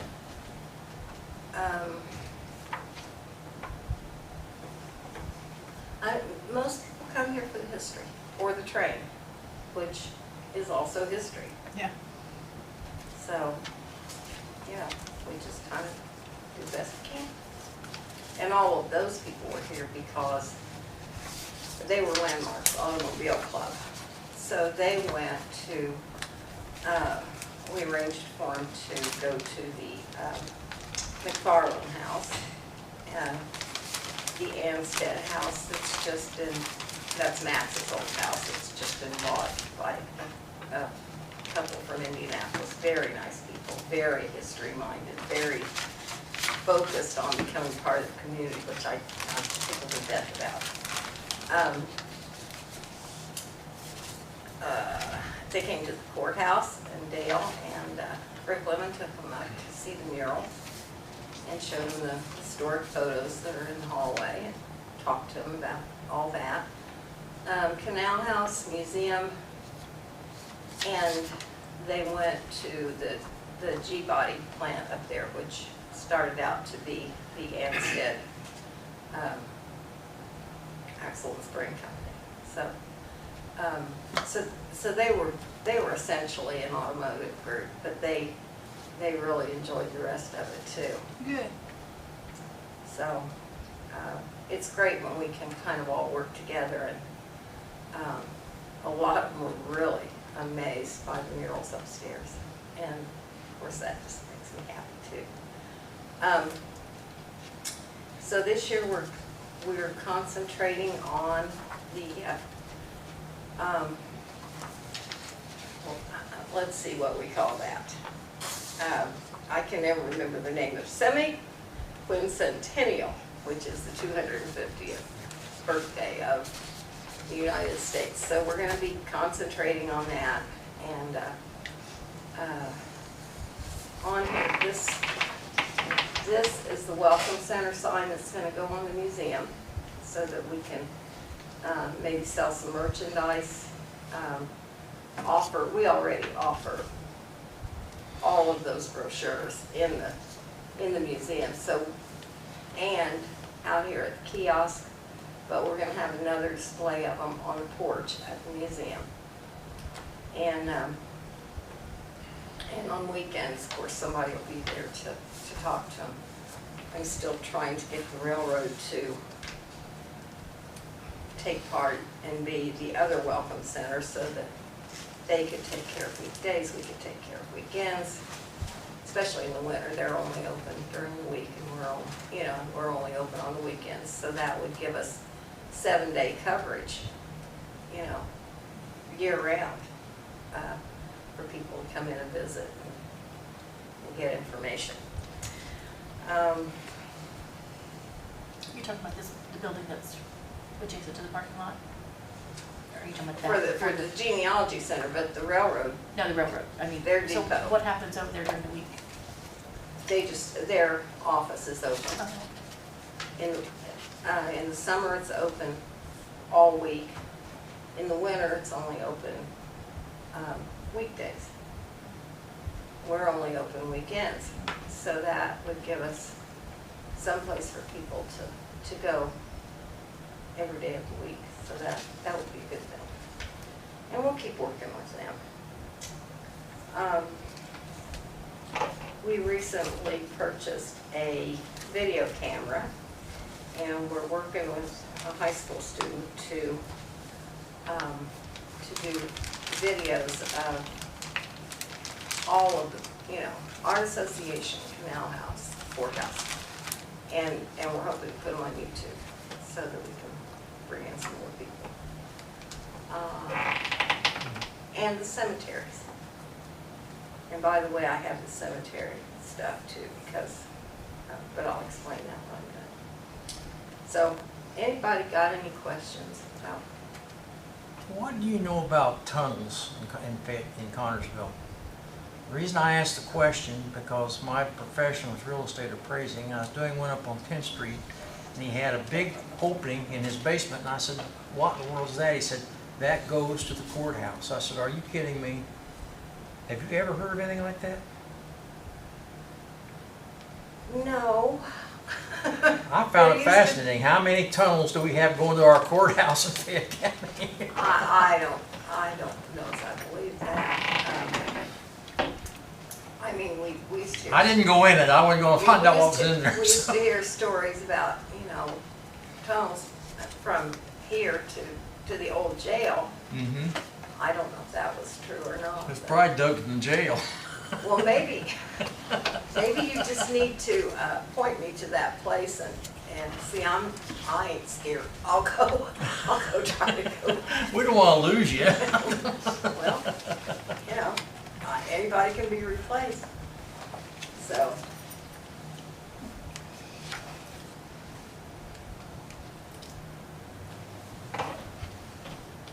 Anything?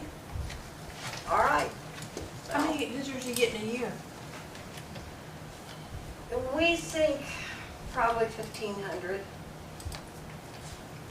I try to keep track of it at the museum because I don't, now it's in the thousands if you count the railroad.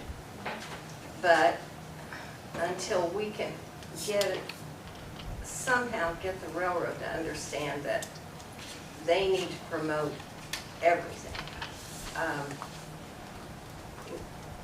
People just come to town, get on the train and leave because they don't know what else there is. So we're trying real hard to work with them. We could have a lot more if we could reach out to those folks. Do they let you put your literature and stuff like that in there? Yeah, everything that you are looking at is in their lobby. So, but we're planning 250th T-shirts, and you guys will probably get one if you want one. We're going to do each, like the Art Association will have their own. Imagine Performing Arts will have their own with our logo and then their logo specifically to them. And we're just going to distribute those without charge, and then we're going to try to sell some with just Fayette County on it. So that's about all I know. Donna, if anyone would have questions about how to reach you, like historical questions, how could they do that? They can reach me through the museum or through that website that's on there. It's on all the brochures.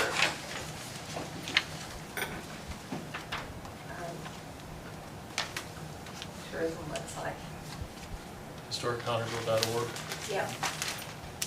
And we do a pretty nice Pretty nice website for tourism and for historic Connersville. And we have all those brochures on the internet. These look nice. These bags, they look very nice. Well, thank you. Do you guys want to do one of those like Afghan things they did one time? Oh, I don't know, we hadn't thought about that. And the blanket thing they did, one of your did that. Yeah, they did them twice. They did them for, This is bicentennial. yeah, they did bicentennial, and then they did, didn't they do city and county bicentennial both? And then there's fair Afghan. That was for the 100th year, I think. Those were popular. And I got something cool yesterday. One of the ladies on the tour, you know, we have a little fair exhibit in the museum. One of the ladies on the tour was one of the Tapmans, and her grandfather was, I think it was 1915. He was the treasurer for the fair. And he had, I mean, you guys are not styling. Now I'm telling you, he had this badge that was this big, and it's got silver fringe, and it says Treasurer, Fayette County Free Fair, 1915, I think. So you guys are gonna have to up your game a little bit. I'm just telling you. So, Medallions or something. so yeah, so that'll go in the display. So if it's okay with you, I'm also here with the cemetery stuff. Amanda was supposed to be here at 3:20. She has a family thing going on. Plus, she's at work. So I'm gonna, do you have her budget? Yes, it's on page 29 Okay. in that book. Well, so you have a copy. Yeah. I didn't know that. I ran off copies. No, that's a problem. Well, Okay, it's good. our version, maybe your version's laid out different. Well, probably not. Let's see. You say 29? Yeah.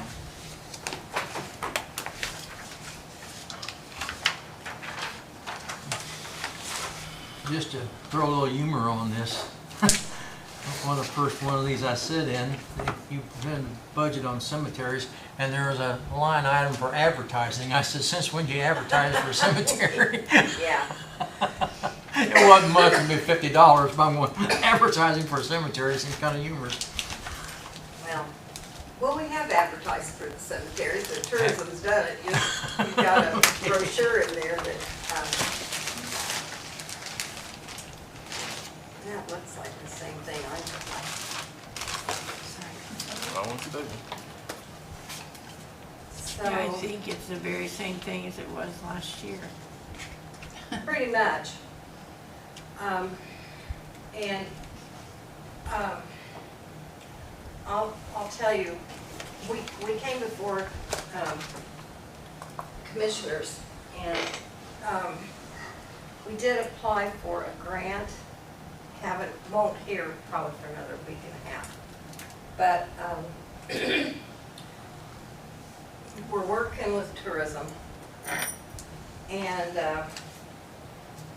as you know, the cemetery is all volunteer, just like tourism is. So what we're going to do is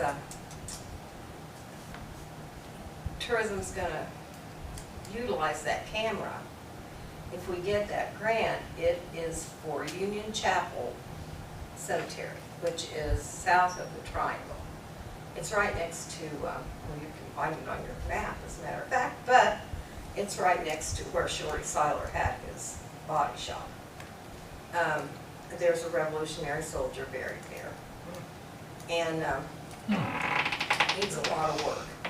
So we asked for fence and to get rid of some rotten trees that have fallen. Actually, one of them kind of fell down since we applied for the grant.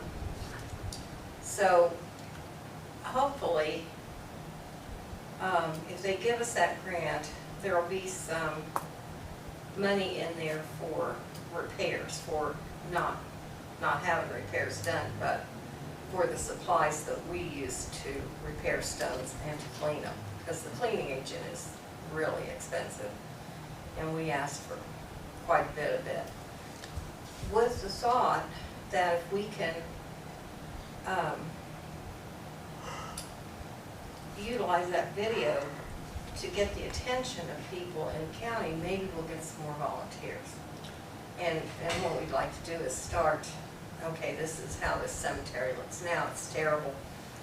Okay, now we've put the new fence up, now we've cleaned up the trees, now we're putting the stones back together, and so on and so forth. And maybe if people see that progress from that cemetery, maybe they'll volunteer. How many cemeteries do you take care of? 17. 17 cemeteries. And that's the tip of the iceberg. I mean, you know, part of those are in the mowing contract, and then the others are done by volunteers. Then we have, there are almost 100 identified pioneer cemeteries, Really? but a lot of them In are Fayette County? but a lot of them are on private property, and some of them only have 2 or 3 graves, you know, that we can prove. But the bigger cemeteries, Lick Creek, Robinson Chapel, those are on the mowing contract. So we don't have to deal with them. And then there's as small as, I forget the name of it, but there are only 3 graves there. And it's on private property out by the bird sanctuary and has a Revolutionary veteran in it. But the a cemetery volunteer cleans it up. It's tiny, you could do it with weed eater in half an hour, you know, that kind of thing. But there are a lot of them, a lot of them. And so that's kind of what we're doing to try to, you know, add to our income. And hopefully that'll go through. And the other thing that tourism is doing in conjunction with that is the state has a signage thing that goes with pioneer cemeteries, and it's DNR. And so these signs are $170 a piece, I think. I don't know if you'll see one in that brochure or not, but they're a blue sign.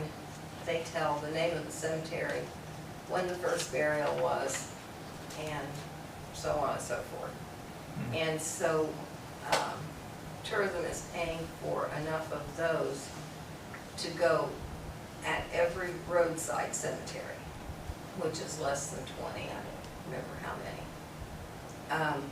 And then also, tourism is adding another sign where it's appropriate with the name of any Revolutionary War soldiers that are buried there. Because you'll see, if you look at your cemetery brochure, you're going to see a lot of Revolutionary War veterans in Fayette County. And some of them we know where they are, and some of them we don't. So that's our cemetery story. Have you ever thought about, would they let you come into the high school, like, history class? We've been talking about that. And get some interest there? Mhm. I mean, like, because there's, you know, groups, kids that belong to groups that may need community service hours or National Honor something that. Society. Huh? National Honor Society needs hours. Yeah. Right. Yeah, we've talked about that, and even, I mean, I don't know what community corrections does now, if anything. But, you know, that's another thing. I don't think it would kill those people to spray some cleaner on a tombstone. But, Well, the interest wouldn't be there as much as the. well, they don't have to be interested. They're kind of Well. a captive audience. Yeah, true. Ask Steve Bills, he can tell you. So anyway, if you you don't have any other questions for me, Thank you very much. Thank you, Donna. Yeah, thank you I very have anything else much. to tell you, so, come visit the museum, Canal House, support the performing arts and, our association, and heck, you know, if you're bored, just come volunteer, help us out. So, all right, kids, Thank you. I'll see you later. Thank you.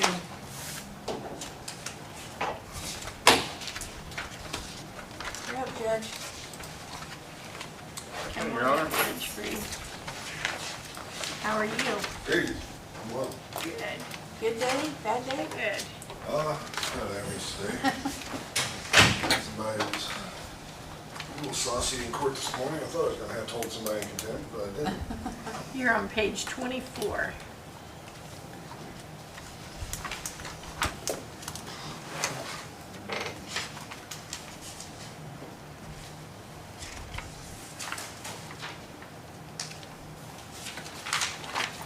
There I am.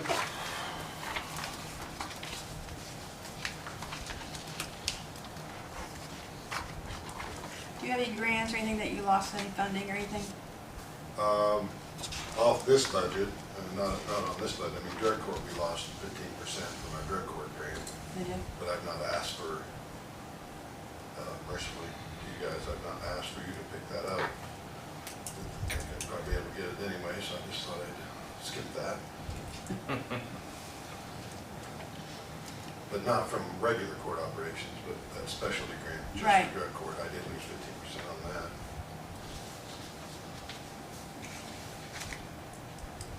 That was for 2026.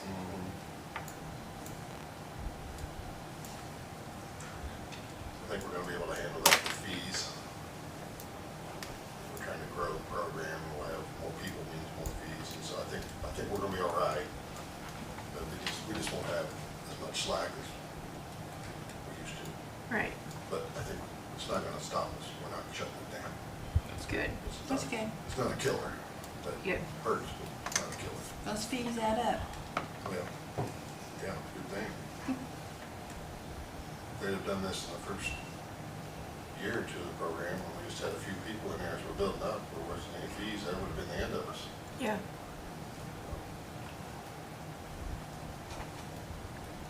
First three line items, why is there no budget for, or no expenditures for 24 and 25?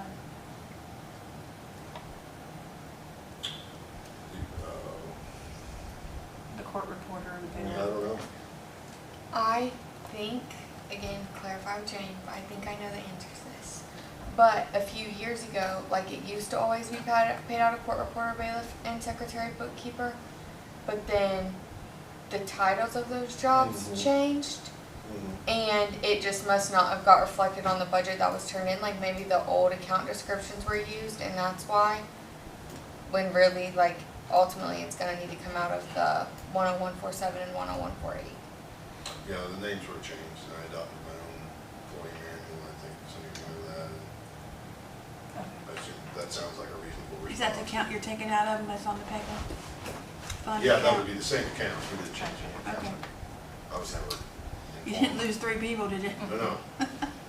Oh, probably a different move. So we've got, But 2 people get paid out of the deputy court reporter bailiff one, right?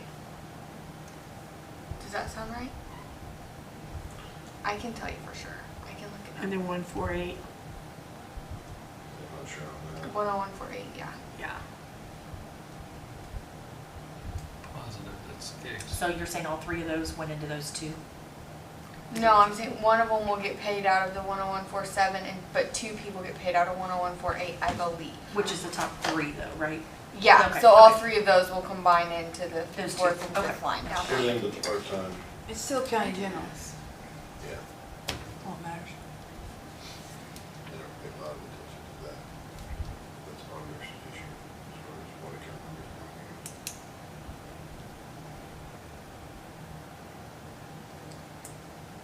there seems to be a pretty good increase in mental health evaluations, Your Honor. Definitely. Yeah. Statewide, Judge Branstad probably told you earlier today, it's the statewide average in the last 5 years is a 400% increase. He mentioned that. So, it's not just us. Turns out methamphetamine's not very good for your mental health. There's manifestly more people walking around with mental health problems. And Amen to that. I attribute that to massive use of methamphetamine. Yep. If you weren't already suffering from a mental health problem, it'll give you one. And if you were already suffering from a mental health problem, it'll make it much, much worse very quickly. They pushed everyone who was standing on the edge anyway, right off the side. And then it's just bringing people to the edge, and they're dropping off like buffalo being led to the slaughter. Mm. So it's bad. It's very bad in that regard. But yeah, that's no consolation to you trying to rectify your own budget, but all of your peers around the state are in the same boat. I guarantee you everybody's line item.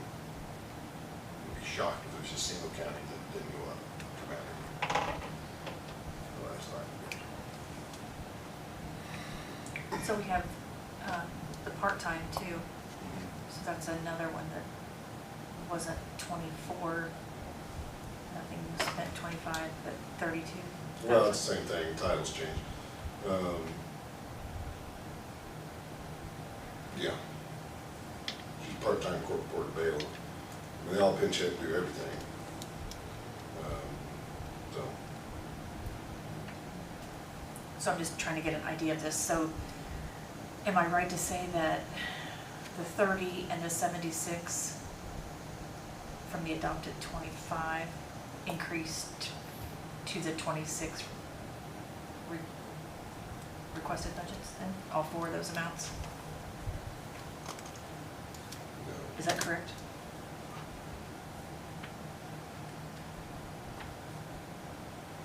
How much raise did you put in, Judge? Percentage-wise, I can't recall. No, just the dollar amount. Oh, well, a lot, double, basically.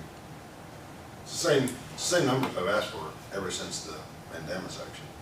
Okay. Not changed the request in any of the budget years since the mandamus action, in spite of record-breaking inflation years in there. Okay. Same numbers that we're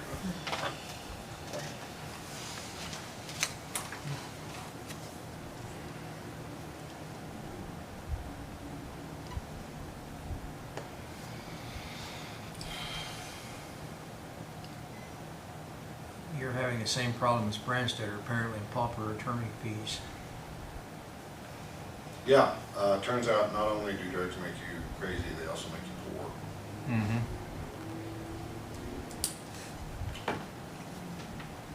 Extremely few people who hire their own attorneys now. Practically, I would say non-existent. I don't have the percentages, but it would be, I would say, high single digits. If I were guessing, I would say 7 or 8% of the criminal cases have a defendant who hires their own attorney. Just a question.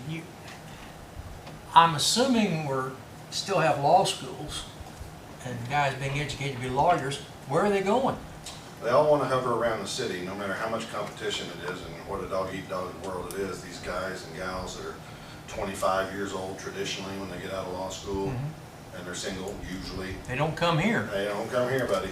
It's the same with doctors. Or Rush County or Union County. They want to go to Indianapolis or Greenfield. That's right. They want to be at least in proximity to a major city. You know, we're too far from Cincy, too far from Indy. We're just split the difference, and we're, you know, but I have judges tell me even up there in the east, on the east side there, suburban county, Shelby County, and Hancock, that even they had trouble, which really shocked me.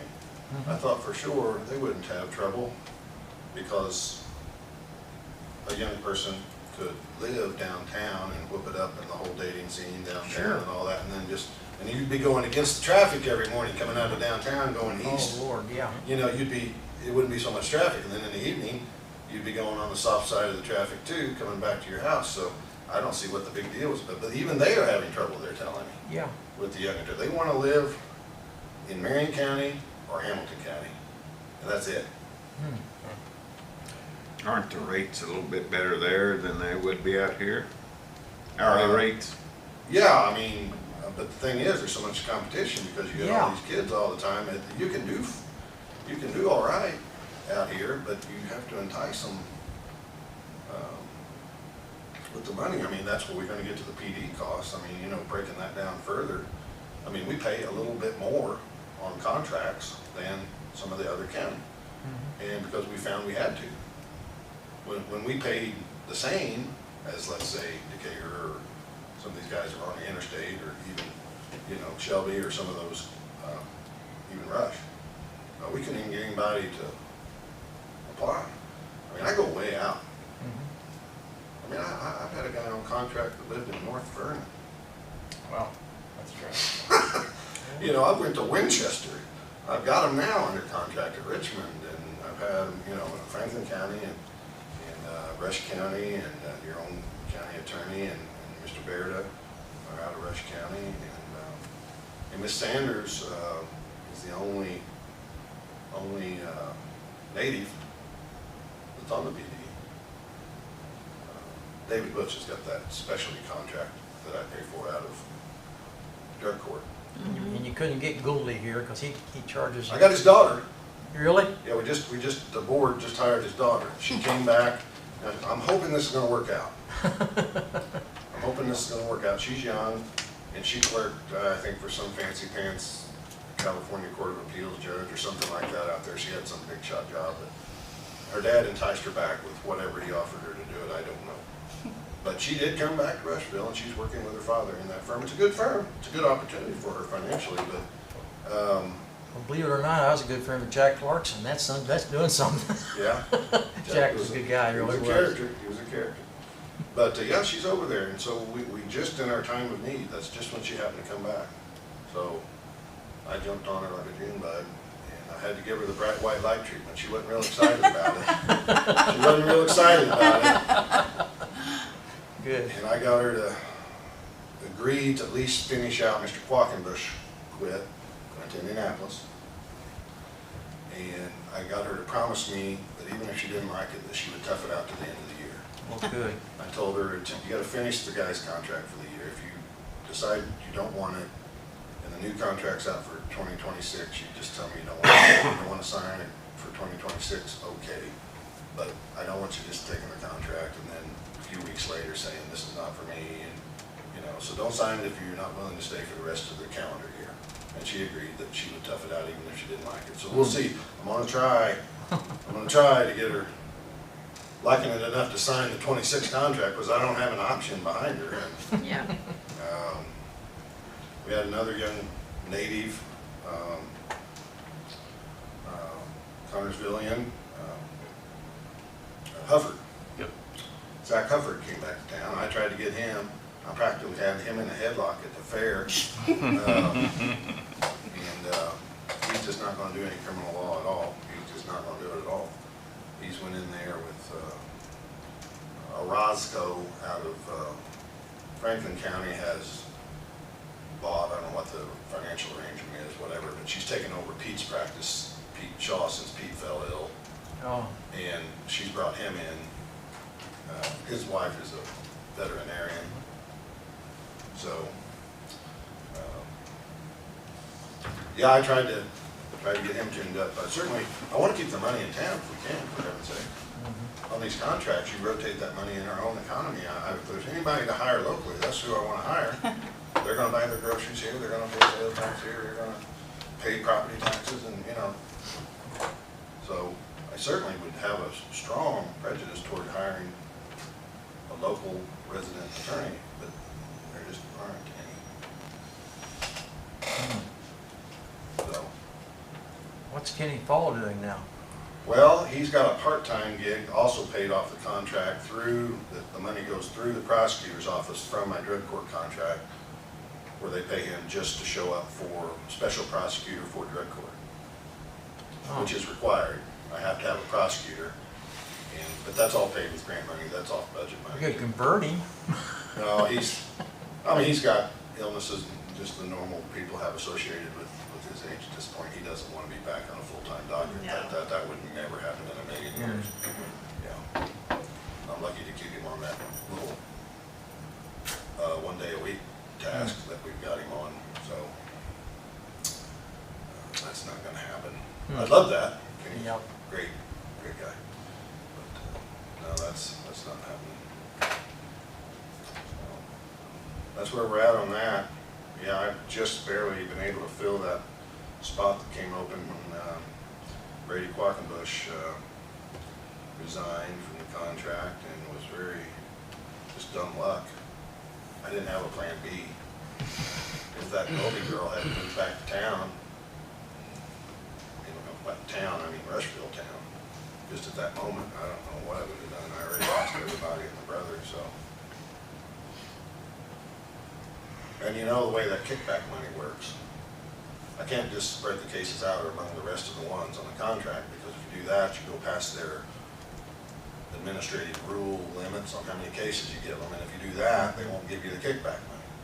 So, somewhere around $140,000 or something like that, last year-ish, somebody could tell me. So I'm not about to violate those rules and get you guys in trouble and cost you $140,000, you'd have my hide, you know, so, I'm doing the best I can to keep us within the rules, so at least we get part of our money back. Okay. So on the transcripts, it's went up from 2025, 4,000, 17,000. Well, you know, we've got some big cases coming up. That's what I thought, that's what. Yeah, Jim I have Briggs one did. of the circuit courts, the murder case coming up. Of course, everyone's presumed innocent, obviously. But in the hypothetical event that someone would be convicted, it's almost certain to be an appeal. And it'll be a lengthy trial. It's a murder trial, for heaven's sake.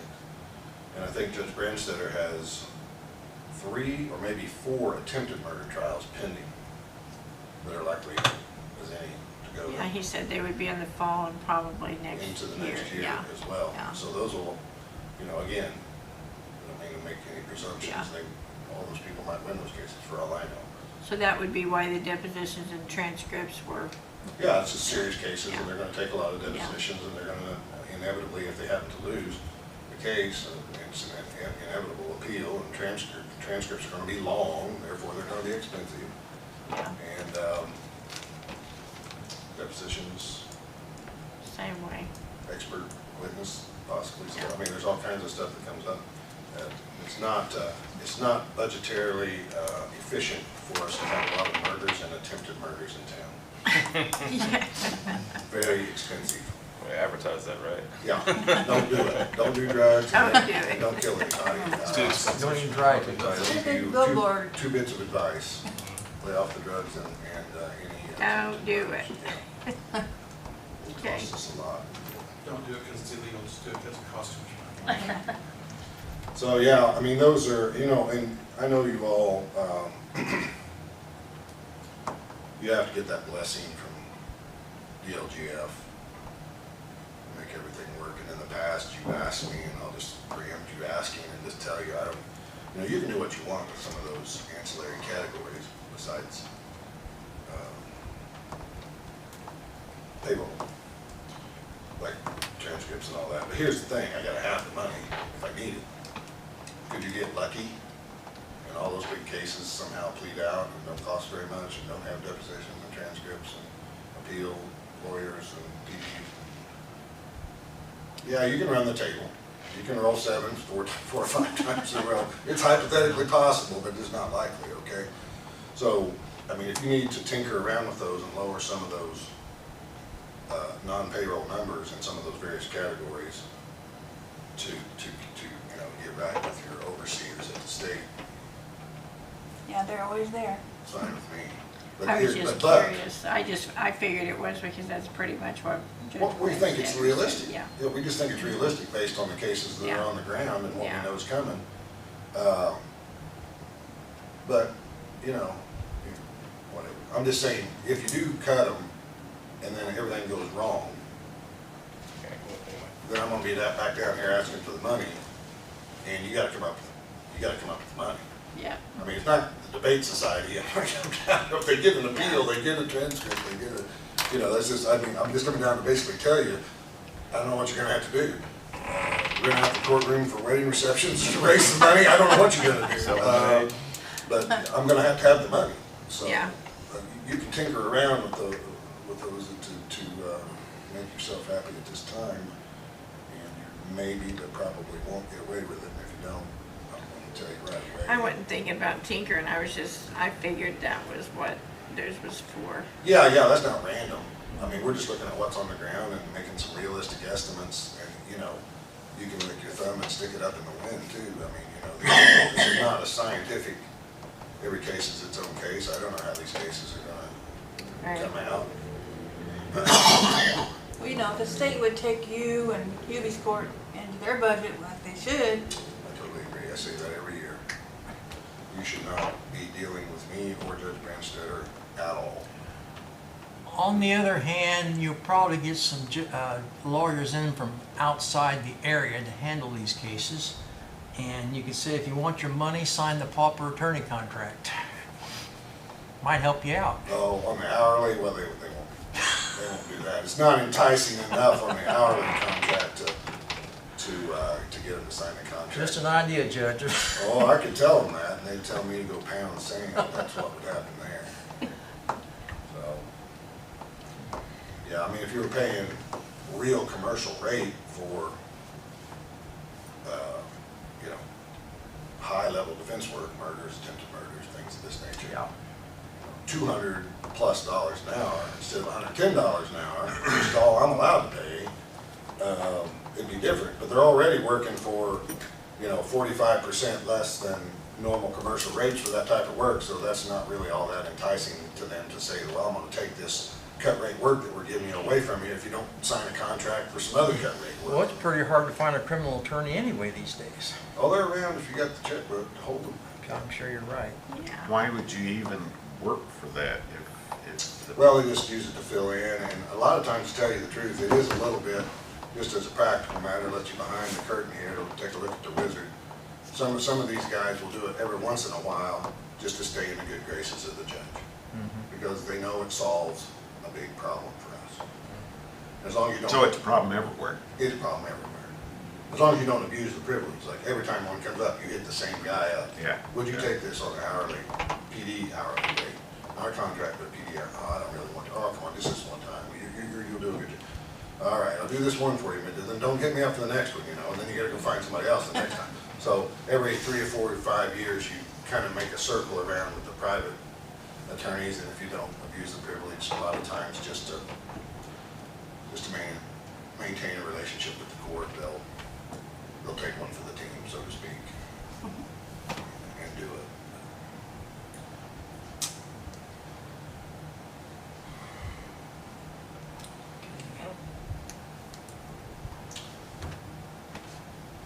That's it. Thank you, Your Honor. No other questions? Yeah. All right, You then. did, you did quite well, Judge Freed. Oh, did I? Okay. Well, I'll For see your how, fir- I'll for see your how that first goes time. after the decisions come out, okay? All right. You did good for your first time. Hey, just to back up, I've seen your hash. My recording equipment is inadequate. He's asking for money for that. Well, I got my stuff this year, I'm waiting for this work, so. Yeah, but for the same reason, I mean, we have these serious trials, I mean, all the time on some small things, little stuff. The thing fails, we have to stop the whole show, 10, 15, 20 minutes. He always fixes it, God bless his heart, he's fantastic. it's actually $1,000 you got down here on equipment. No, that's in his budget. that's that big, a big budget on IT. He runs that himself. So I just want to add before he even starts that please let him do that. I have to record Yeah, the proceedings. So that is all. Thank you. Thanks. you. thank you. Hi, Michael. Hello. Michael, I feel like your shirt is directed at me. Generally directed to everybody.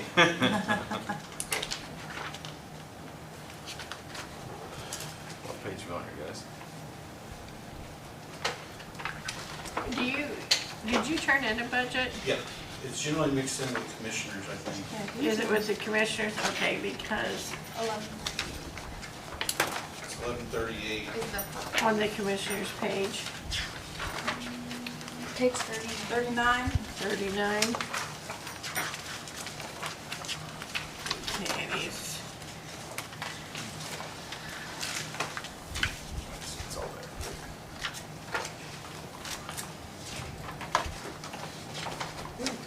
that's $1138. $120,000 is what we're talking about, isn't it?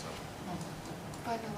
No, No. no, 1138. the 120,000 is not me. No, That's not revolving everything on costs. there is. Which item is the Right. judges? Well, that's actually my budget for this year. The majority of the recording changes in my budget for this year, assuming the quote comes in. I'm waiting for it right now. So assuming that that was appropriated for this year, so assuming that comes in, I'm that's just part asking. of my IT equipment, or the office, IT office equipment line, which is 40408, I think. Yeah, 30,000. 40408 or 40407, whichever one I pulled out of. 40407 IT equipment, Yeah. 32.5. Yeah. So what he's talking about, it's called a one major piece is called Dante, which is this, is what we got quote, what we're waiting for the quote on. It's basically the audio mixer that controls the microphones and levels out the sound and everything. But we just have to basically keep watch on that equipment. Usually it's just a matter of the USB or Windows causing a problem, is what it is. That stops his cord. Just inadvertently something just burps and stops the clock or something and makes it react badly.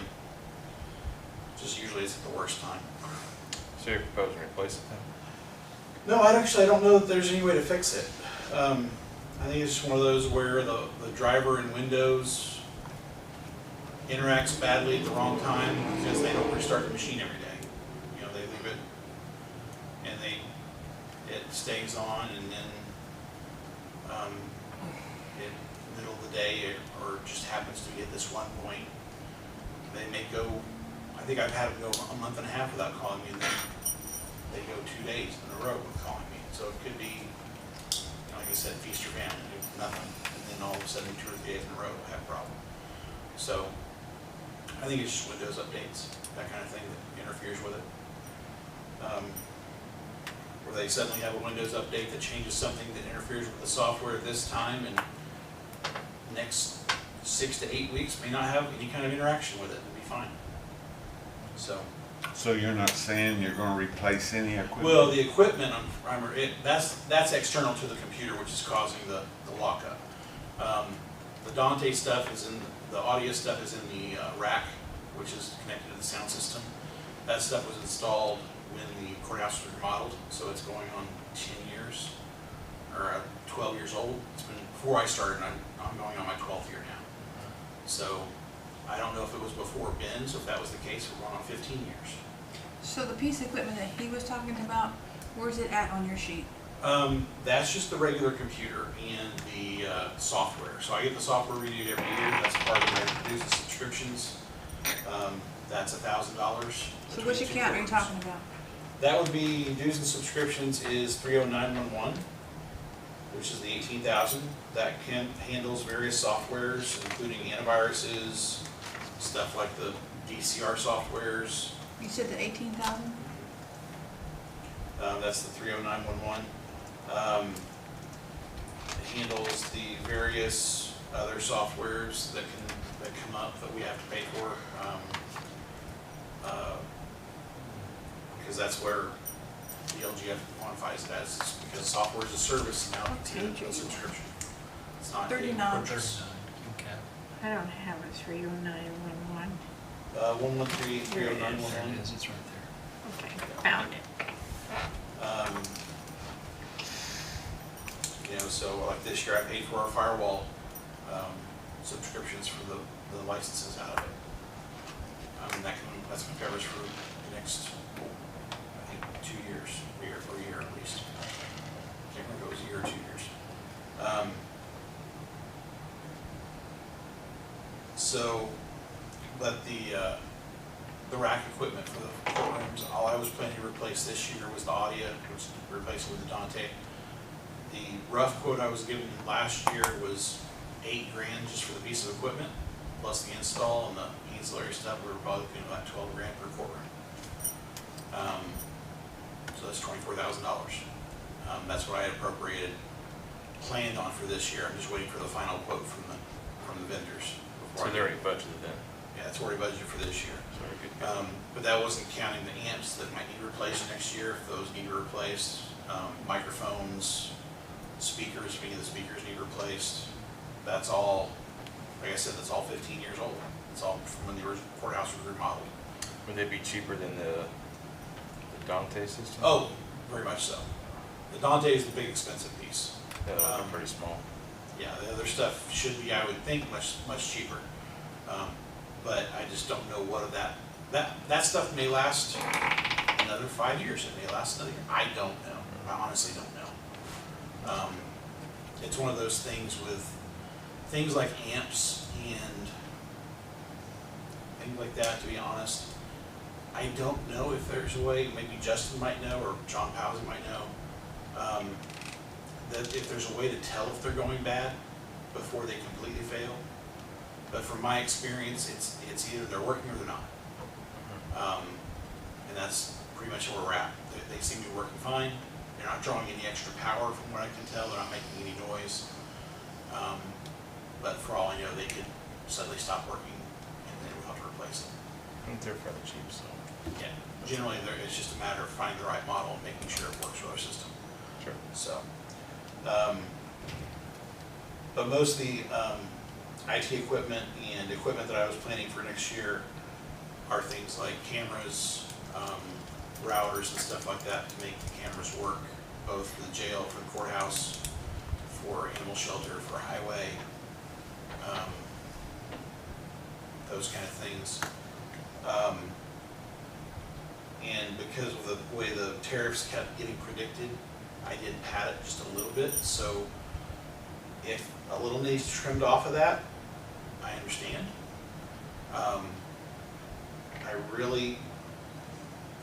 The only thing, I mean, I do need the money for the computers, and I have looked at leasing. I still think leasing doesn't really help us any because of the fact that you're on a 3-year cycle or a 4-year cycle. We're just basically spending a lot of time moving the data between computers.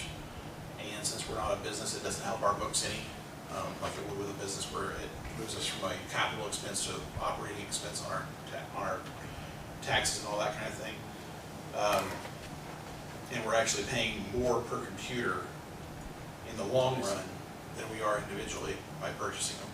At least just by straight purchasing them, I can change out a hard drive or whatever and make it last longer. And then we've got a computer for 8 years or 9 years or whatever, and use them in a secondary purpose for the same money than leasing them. But I have looked at leasing some of them. It's just not any cheaper.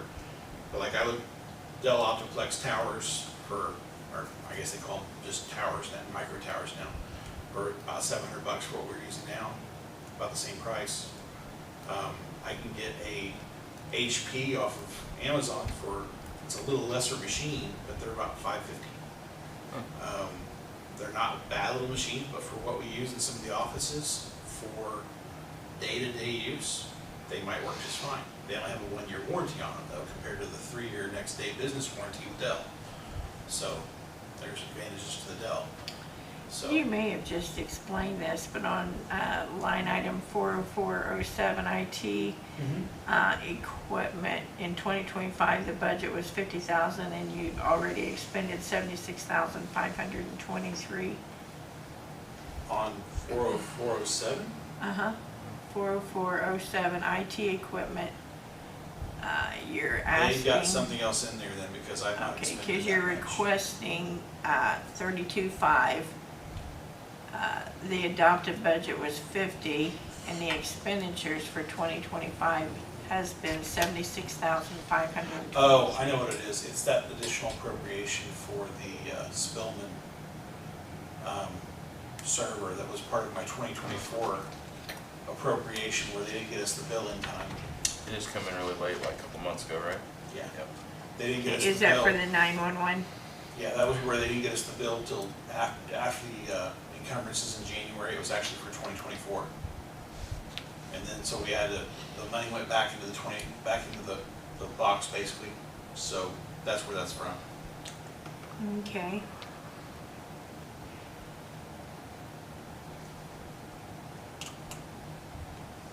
So, and again, just for the court room, where would that money, which line item is that going to come out of? More than likely, I'm gonna pull that out of 40408 IT office equipment. Because it's for their office, essentially it's for the courtrooms. So 40408. Yeah. IT office, that's 30,000, and you have, from the adopted budget, we had given you 45,000, you've only expended 4,000. Yeah. So you would have about 25,000 left. Yeah. So that's where that will come, so that's already actually been, Yeah, it's already appropriated. Already, yeah. For the Dante, I should be okay. so you're going to need additional then for 2026 for 30,000? Well, for 2026, I had budgeted 30,000 for, I'm figuring we're gonna need, a lot of the screens have not been replaced on computers, a lot of the, printers throughout the building, we may be able to hold those off. So that's why I was saying we could trim that. If you guys need to trim some on that, we should be okay. I just padded it a little bit because, I mean, if you went down to 20,000 on that, I'd probably be okay. Okay. I just padded it a little bit because with the way the tariffs are unknown right now, with the way things are fluctuating so much on electronics. One day Right. they're threatening a 50% tariff on this and that, and the next day it's gone. Yeah, So, I mean, okay, so some of my prices are fine, but like Wi-Fi equipment, we're gonna have to replace the Wi-Fi equipment in the building where we've had some of them for 9 years, and they're starting to get age out. Those are $200, $300 a piece. We've got 16 of them between the courthouse, probation, and corrections. Is that in your 40408?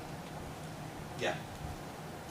That'd be 40407, but yeah, I'm just giving an example of the electronic thing. Just little things here and there that all add up, that keep the building running. okay. So with that 30,000 and then what's left this year, you'd actually have in your budget 5,000. Yeah, and actually, if things go the way I anticipate, I'm hoping to have money left over that you guys will get back from this year. Okay, I'd much rather have money left over that you guys get back and not need it than come to you guys begging for money every 5 minutes because I didn't Right. anticipate correctly. and then just one more question, that we've never had the building construction before, what is that? I have no idea, that's not me. Just play That's Dale. right. That's still. Okay, That'd be jail or commissioners. okay, so that's not IT, No, that's not. okay, okay. Haley, can you scroll back up?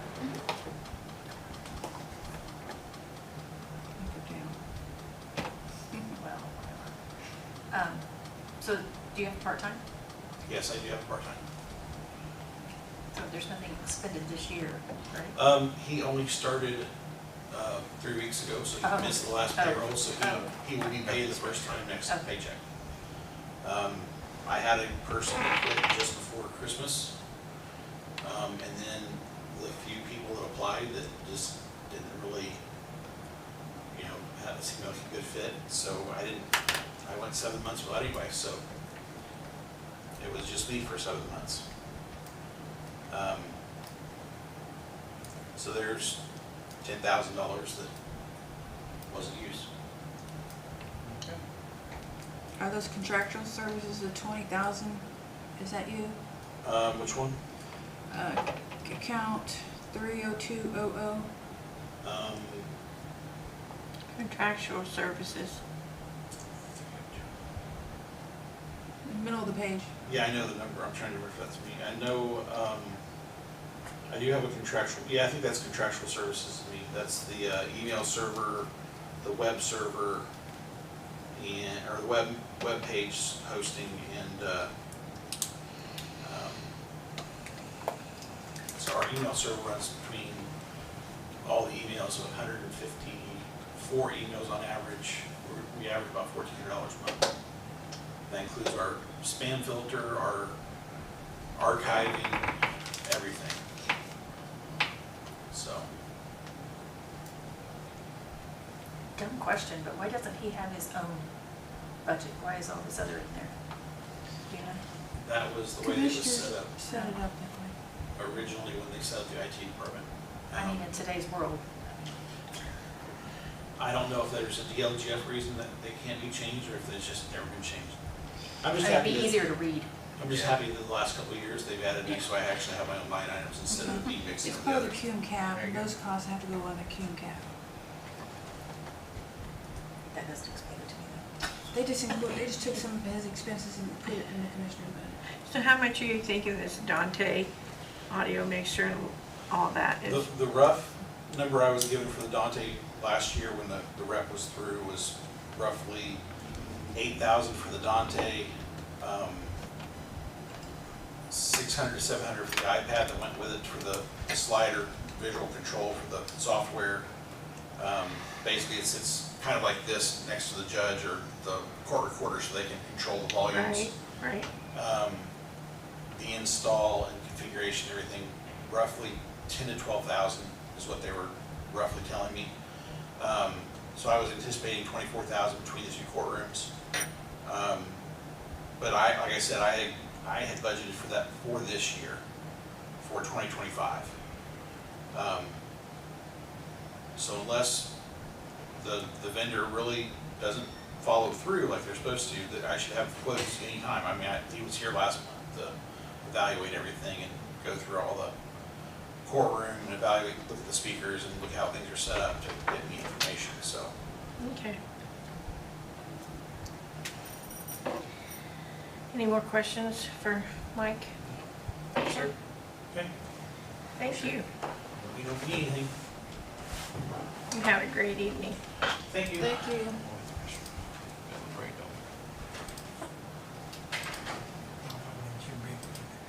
Does anybody want a break? You have about 10 minutes. Sure. Stadium buddy, I think they call them. Yeah. Hope they don't leak, That's right, that would be rough, wouldn't it? especially on a cold day in a stadium. Keep you warm. I asked him if we need to make a motion. We didn't. I know. That's true, everyone's It's just a really watching. good day to stay home in bed. The, we formally recess at night, Yeah. night at lunch. And then just one more. We're a little bit ahead because of the cemetery already. Tourism. So, Are we on a formal recess? yes. Are we still recording? Yeah. Have we gone, what are we doing? Are we- It's a recess right now. We're just taking a 5-minute break, or 10-minute break. Okay. Yeah. I can kill the mics, but I can't stop the stream, Okay. so.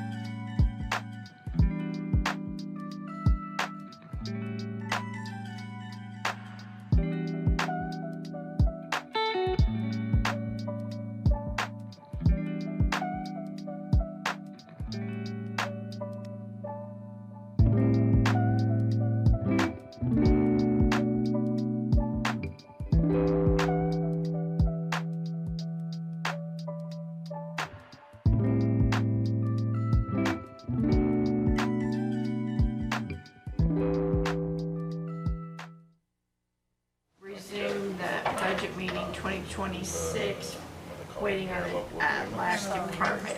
Hopefully we'll have something on that soon. I'm not sure what, it'll be soon. It'll be soon. We've had several meetings with him though. Yeah, we need to know before we finalize I this, think he's out there. Is it? for sure. Come on in, Bill.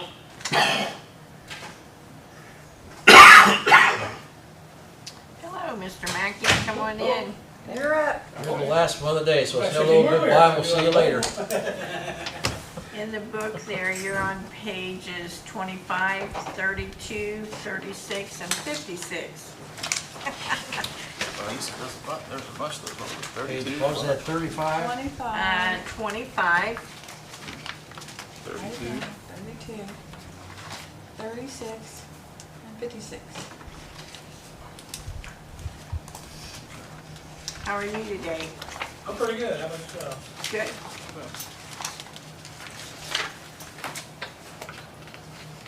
Thirty-two, and what's the other one? 25, 32, 36, 56. And 56? Yep.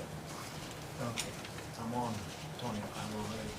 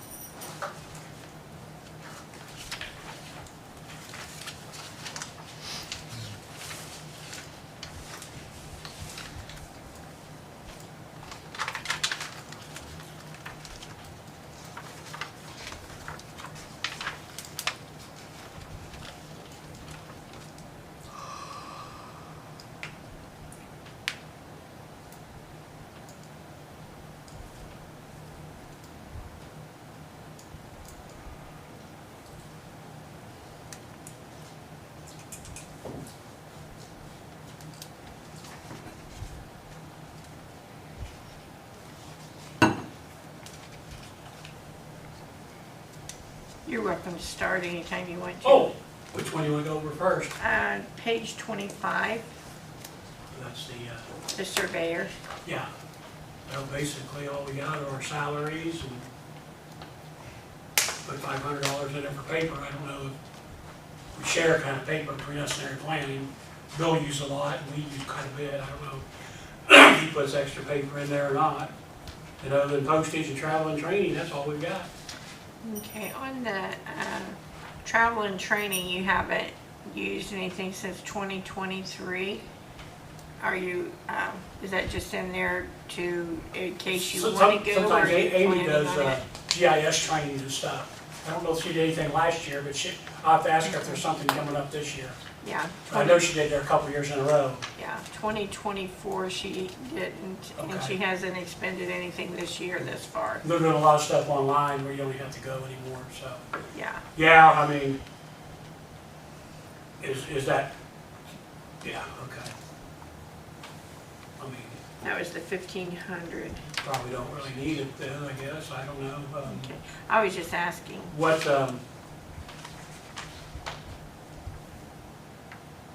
It looks like you guys haven't spent any of it. pardon me? You haven't spent any of it this year.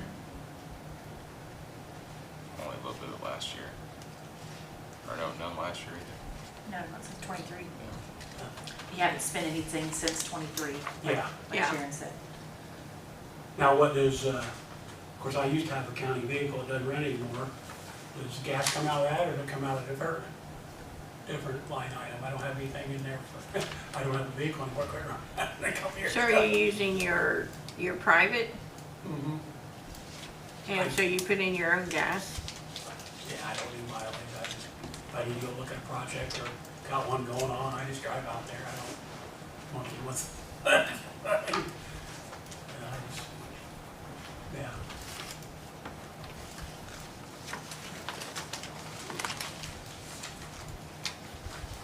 Okay, I'm gonna write that down.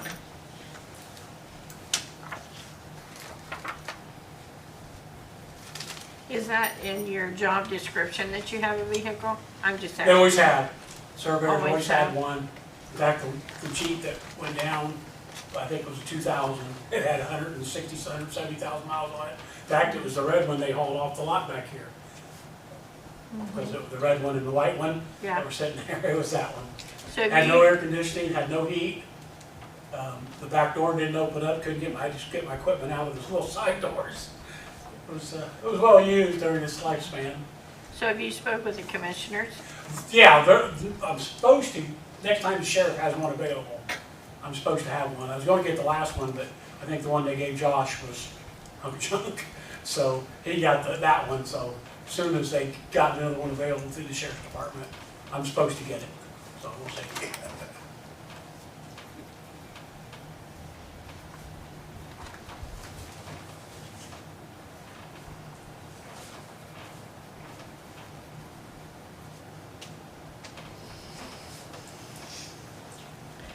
Okay, you want to go on, does anybody have any questions on this page? The first deputy, 600? That is, because I'm not a registered surveyor, that is, I have Jerry Goldman is my registered surveyor. In order for me to be able to do section corner work, I have to have a registered surveyor. Yeah, that's what that 600, it's one-time payment, and that kind of routine, yeah, in order for, yeah, that's one of my main jobs is part of the surveying part, is section corner work, so that's just one-time thing for that. And that's minimal. I mean, if I'd have something happen to Jerry, I'd probably have a lot more expense than somebody else, but, that's just, So you pay your own gas out of your personal money? pay what guys. Your gas for your vehicle, you're paying all that out of your personal? I don't, yeah, I mean, when I got projects going on, I just drive out there. I mean, I don't go out, when they do the bridge, got federal aid bridges, because we got inspectors for that. But my small projects and stuff, I'll go out and look at them and stuff, but, Okay. it's not that much. I mean, it's not big deal to me. Okay. Does anyone have any other questions for page 25 for the surveyor? We need more like you. Okay, you want to go on to page 32, the coroner's perpetuation? Yeah, the only thing on there, that 1,044 is what I get, because I get $2 for every section corner that we have located in the county, and, kept updated on references. And then, the only other, the 20 is to look for new section corners and maintain them. I don't get that. That goes to Jerry, because Jerry's got somebody that works for him that does that part. And this year, I don't think he's done anything yet. He's usually gonna work in the fall through the winter on this year's money. And, but I have to perpetuate so many, 4% of the corners every year, by law. And I think I've told you before, for the 5 years previous to me, nothing was done. So that's why I bumped it up to 20 the last few years in order to get caught up on the ones that weren't done for 5 years. Yeah. So I think we're pretty much there, but, we could cut that, this comes out of recorder's money. It's not general fund. We get $5 for every deed or every page recorded in the recorder's office. That's where that money comes for section corners. It's not general fund stuff. I'm not sure, there's quite a bit in there probably. So it's not really general fund. So I put in there, 'cause I don't know how much my guy's gonna work.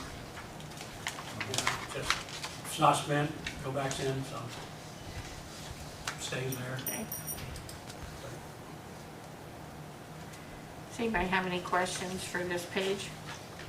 Coroner's perpetuation? What would you take it down to if you were to lower that? At the least, probably 10 to 15. Like I said, because I got some this year, and I'm not sure how much longer my guy, he gets some age on him too, is gonna be able to do it. But somebody will have to do it, so if I have to hire an engineering firm with some surveyors, I think it's really expensive. I get a lot done for this money through Jerry and his helper. In 2024, you expended 15,865, so you'd have to, yeah, you'd need to leave it around. Yeah. You couldn't cut it much. Does it all go at once, or, I mean, is No, that? no, he works and do claim by about every month, about once a month or every 6 weeks, whenever he gets enough hours, turns something in. Where's that? Eliza. Yeah, because you haven't expended anything this year. No, he's been working over in another county. He's supposed to come here later this summer, early fall, start working on it. Okay. Okay. More questions on corners perpetuation? Okay, then we will go to page 36, the cumulative bridge. First item is at 12,000 I put in there. It's for the ERC bridge coordinator because technically that's not the surveyor's job. And for 30 years before me, Gobin and Sudoff got paid extra to do it, but when Sudoff left, he didn't put it in the budget for my year when I came in. And the thing is, back then, they always took it out of general fund.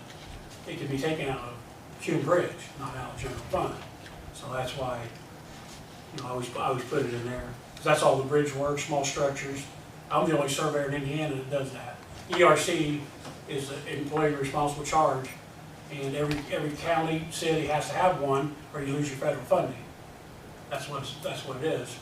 And so like to do the bridges, you know, you've got to keep that up. Back, I take my tests, there's 2 tests I got to take every year. That's coming up here shortly to be for the next year, because you can do it every year. It's not like it's a one-time test to stay certified as an ERC. But I always put that in there. And then if that is put in there, then you have to add Social Security and Medicare Yeah, it would just be part of the salary. salary. Yeah, I just go as part of add it to the other salary.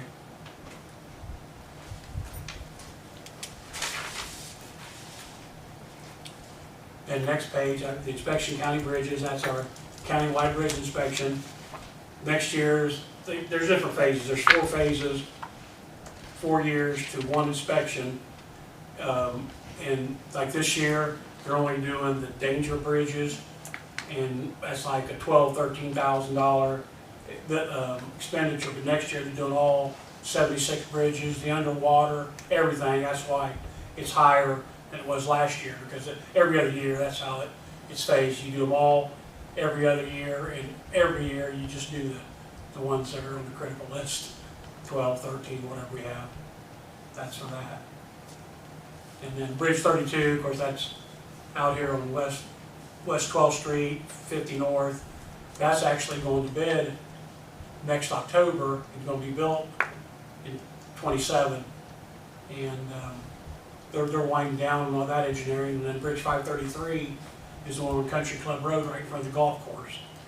That's just right and getting started on the engineering. It'll be built in 2030 is when that one's going to be built. But You said 32 is getting built in 27? pardon me. You said Bridge 32 is getting Yeah, built in 27 is going to be bid October next year. Yeah, it's going to be bid in October. Then it'll be built in 27. Right now, we're acquiring the right of way. But Tell us about the Jennings Township Structure 53. that one, that's the one on Alquina Road. I was going to have it done this summer, but Chris down at the Highway Department needed to borrow the can I had for it, so he put that in. So I'm gonna do the next year. In fact, right now I'm doing, well, the one I came from district appropriation here, out there on 450 East. That one's should be getting put in here shortly. That I moved that up because half the road's been closed for half the summer because it was starting to collapse. You've been out there. Yeah. I don't know if Mike's already talked like he's gonna start it either last week or this week. Start doing that one. And then the rest of the stuff is just those 3 bridges, or the river bridges, in case I get a log jam. There's a little money in there, just have them open, that's all. I mean, I had one down on the bypass, but we had those heavy floods this spring. Mother Nature helped me, I didn't have anybody to get them out of there. But that's what that is, and then, of course, bridge signs with all the bridge issues, and the feds make us put up them big signs and all that. I spent a lot of money in the last couple of years on bridge signs, so I just kind of leave those open so I can transfer money in or whatever. Sometimes I don't need it, sometimes I do, but that's basically what those three are. But thing, I don't have that many structures, like some comes up, I may have to do it like we did out there in 450, because when Bridge 32 was, all the calculations, everything were done for construction, it was done right before the pandemic, 2019, 2020. I got the federal aid, and of course, since then, prices have skyrocketed on materials. So the estimate then was 1.1 million, now it's 1.5. So I may have to, I've got a strategic point, I'm gonna ask the state for money when they start getting some back at the end of their fiscal year, and hopefully I get some help on that extra 400,000.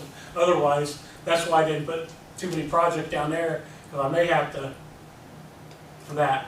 Yeah, it's just unfortunate that all that happened, because we got awarded the money, pandemic hit, and everything skyrockets, you know. Now, Bridge 533, I think we got 1.8 awarded for construction on that, and my estimate the other day when I had my quarterly meeting with NDOT was like 1.6. So it's a little less, because they knew, you know, we knew what stuff was gonna be after the pandemic. So I'm hoping to get some extra money on bridge, you know, so it doesn't kill the bridge fund. Was that the one on Country Club you said? Yeah, 533. It doesn't look bad up above, but substructure. In fact, when we had a pre-construction meeting out there on 32, they don't even want to use that as the detour, because even the states don't think it's safe enough to go across the line. And where's that one at? Like semis. Bridge 32's up on 50 North, like if you 12th Street, if you go Gray Road and it dead ends on 12th Street, 50 North, you just go west about a half mile, it's down there. And then 533's right in front of the golf course. But they don't even want to use, they're gonna try to figure out a different detour, because 533's not safe enough to let all the semis and that we're using. So, Okay. but anyway, that's, yeah, like, 2030 can't come quick We're enough. getting semis on 450 North. I mean, these roads weren't built for semis. I know. Farm trucks. Yeah. But that's about all on that one. Is anybody, okay, and then page 56. Oh, that's just my, transfer fees. Yeah, That, yeah, that's just for, what we pay WTH a year to maintain our public website and everything with GIS. Yeah. And that comes out of transfer fees from plat books, which I think comes out of the auditor's office, doesn't it? The transfer fees for plat books, Yes, I think that's where yes. it comes from. 'Cause it's not general fund either.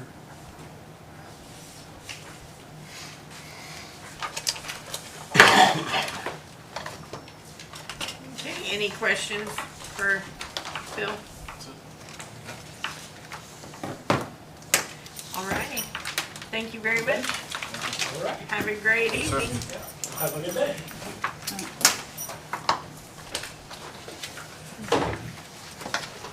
I'll make a motion, we recess until 9 o'clock tomorrow morning. Okay. So moved. So everyone will need to return at 9 a.m. tomorrow, and one motion was made to Second. recess. Second, all in favor? Aye. So moved.